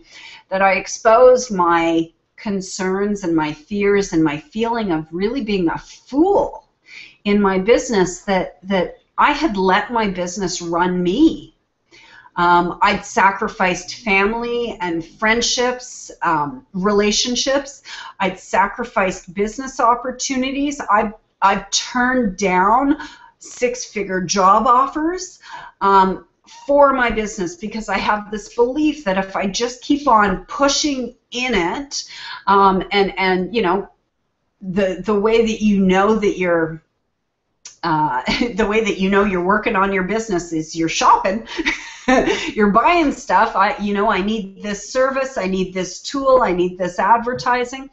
And really, I was looking at my bank account as, you know, how much money do I have in my bank account? Is that enough to cover my bills? Yes or no? Then, you know, if yes, then hopefully I'm profitable. If no, then holy crap, what do I do?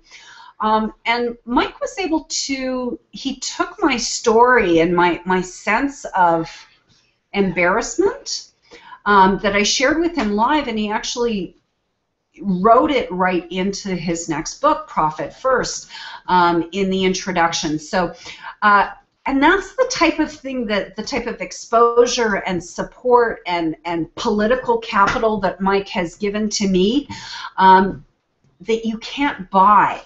You can't say, I want you to write about me in your upcoming book. and I will pay you an amount, or I will do anything you want. It's something that just happens when you take the time. And so, you know, yes, I spent $1,000 to fly to San Francisco. I had days off in my business and moved things around. But the benefits that it brought to me far outweigh the cost, and so that's really the benefit. For level 2, the next pillar, really contracting your monetizable audiences. It's about knowing every episode that you're going to have a consistent traffic, and that consistent traffic that you can document, that you can write, that you can share and talk about is what attracts sponsors, what attracts the media, the simulcast affiliates that you can create. It's what really allows you to understand the value and what you can charge for sponsorship programs. And then, of course, in Lesson 4, what we talk about, the fourth pillar for Celebrity Hangouts on Air is ensuring the ROI. You know, I talk about this in sort of funny terms. I say it's really about impressing the boss, or impressing your client, or having the answers when you have someone on your team who's a naysayer that doesn't want to put more effort and more time into the relationships or into the details of planning the show.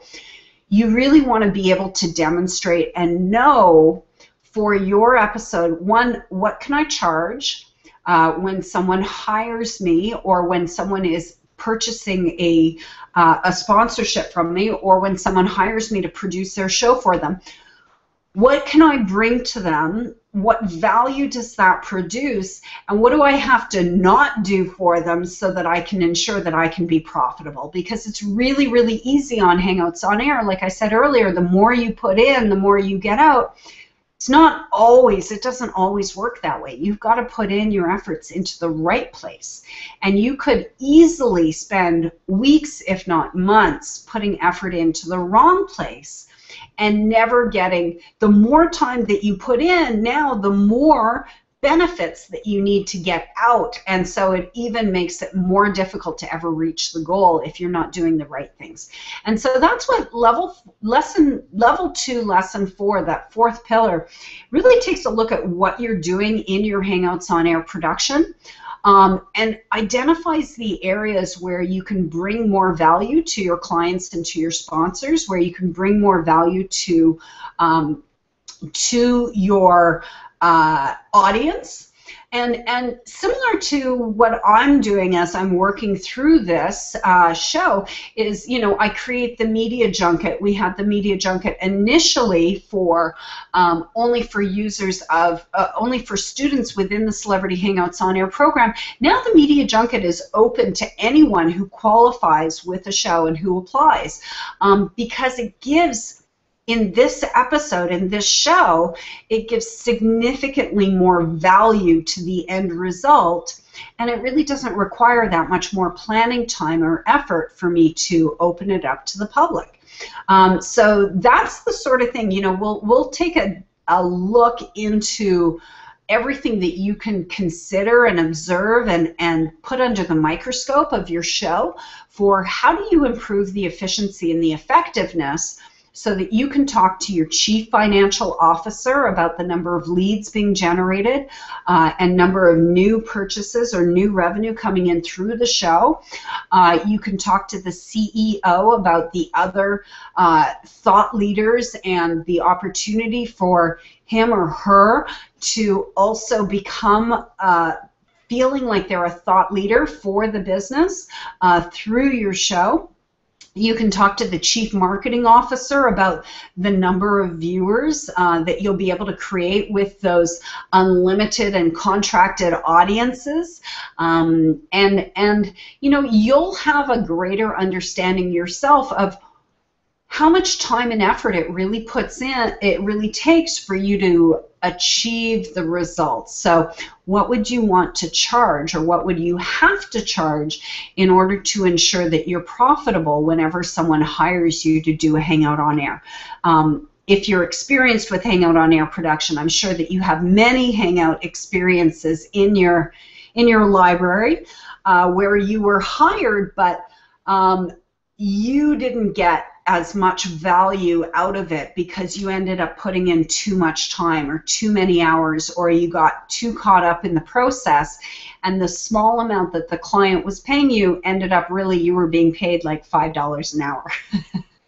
Right? And that's what we really want to try and avoid, is getting into that sort of, because Hangouts on Air can be incredibly energy consuming, which means that they have to have better results in order to achieve a positive positive end result. So as I mentioned earlier, we do have a 90-day performance or success guarantee with any of the trainings that I offer today and every time. From the date of your purchase, 90 days, I encourage you to take the full training, watch all of the videos, download and use all of the swipe copy and templates. The absolute requirement for you to activate this success guarantee and to come to me and say, you know, it's not working for me, I need you to give me some additional help. I will not charge you as long as I can see that you are taking action on the course. I want to actually, if I can't see that you're actually taking action, that you're using the videos, that you're trying things out, then there's really nothing that I can do to help you. What I need you to be taking action so that I can tell you exactly what you need to change to dramatically improve the results that you're getting from your Hangouts on Air. And it is about your specific objectives. They can change throughout the process, but really I want to make sure that everyone who comes into Celebrity Hangouts on Air gets what they're looking for in the end. Not necessarily the same thing, you know, I planned to start and this would be what I achieved and that was what I achieved, but really that you're satisfied with the results of your Hangout on Air. And if you're not, if your Hangout on Air isn't the first thing that you talk about to everyone when you network, when you meet someone new and they say, what do you do? And you describe it and you say, and I've got this awesome show that everyone can participate in, that you can participate in. If it's not the first thing you're talking about, then it's really not as successful as you need it to be. And I want you to take one of my trainings, whether it's the beginner training for level 1 or the up-level training for the professionals and level 2, or even the mastermind.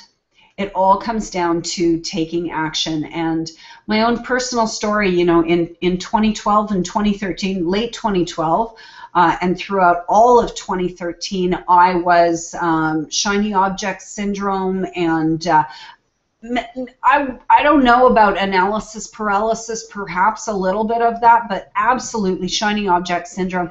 And I was collecting a lot of things, but I wasn't taking action. And so the results that I was seeing was only in the areas where I was taking action. So huge light bulb goes on in my head. Take imperfect action. The more that you try, the first couple of times when you try riding your bike, you're going to fall off. But you just got to keep on trying. It's imperfect the first few times that you do it, but you get better so much more quickly when you take imperfect action. So as long as I see you doing that, I'm going to work with you individually, one-on-one, to ensure that you achieve your Hangout on Air objectives. And if we're not able to do that within a reasonable amount of time together, then at that point I will consider refunding your full investment. Because if you're taking action and you're actually consuming the training and working with me and we still can't make it work for you, then I can't help everybody, and I don't want to be taking advantage of you and walking away with your money when I promised to be able to help. So the offer today, now this is a really special offer because, as I mentioned today, I think that this is really one of the very first live shows that I've ever done where I make an offer at the end for you to purchase. And as I mentioned, I do have some special offers. I only have 2 purchase offers here on the page, and you go to read more about exactly what's involved in each of these packages. You can go to celebrityhangoutsonair.com/junket, and that landing page will be going away. The offers on the landing page will be going away at Wednesday at 11:59 p.m. Pacific time, so 3 a.m. Wednesday morning. So you have 4 or 5 days from now to decide if you want to take advantage of these greatly reduced opportunities. This is the lowest I have ever priced these packages, and the price will be going up. As you know, the Mastermind is full price is $2,000. I have it here today available to you for only $1,000, or actually for $997, so that you save a full $1,000 off the price. And then I also have, this is the first time that I've offered this, which is a special combo for level 1 and level 2. Now, when you purchase them separately, level 1 and level 2, it's about $350. It's actually $347.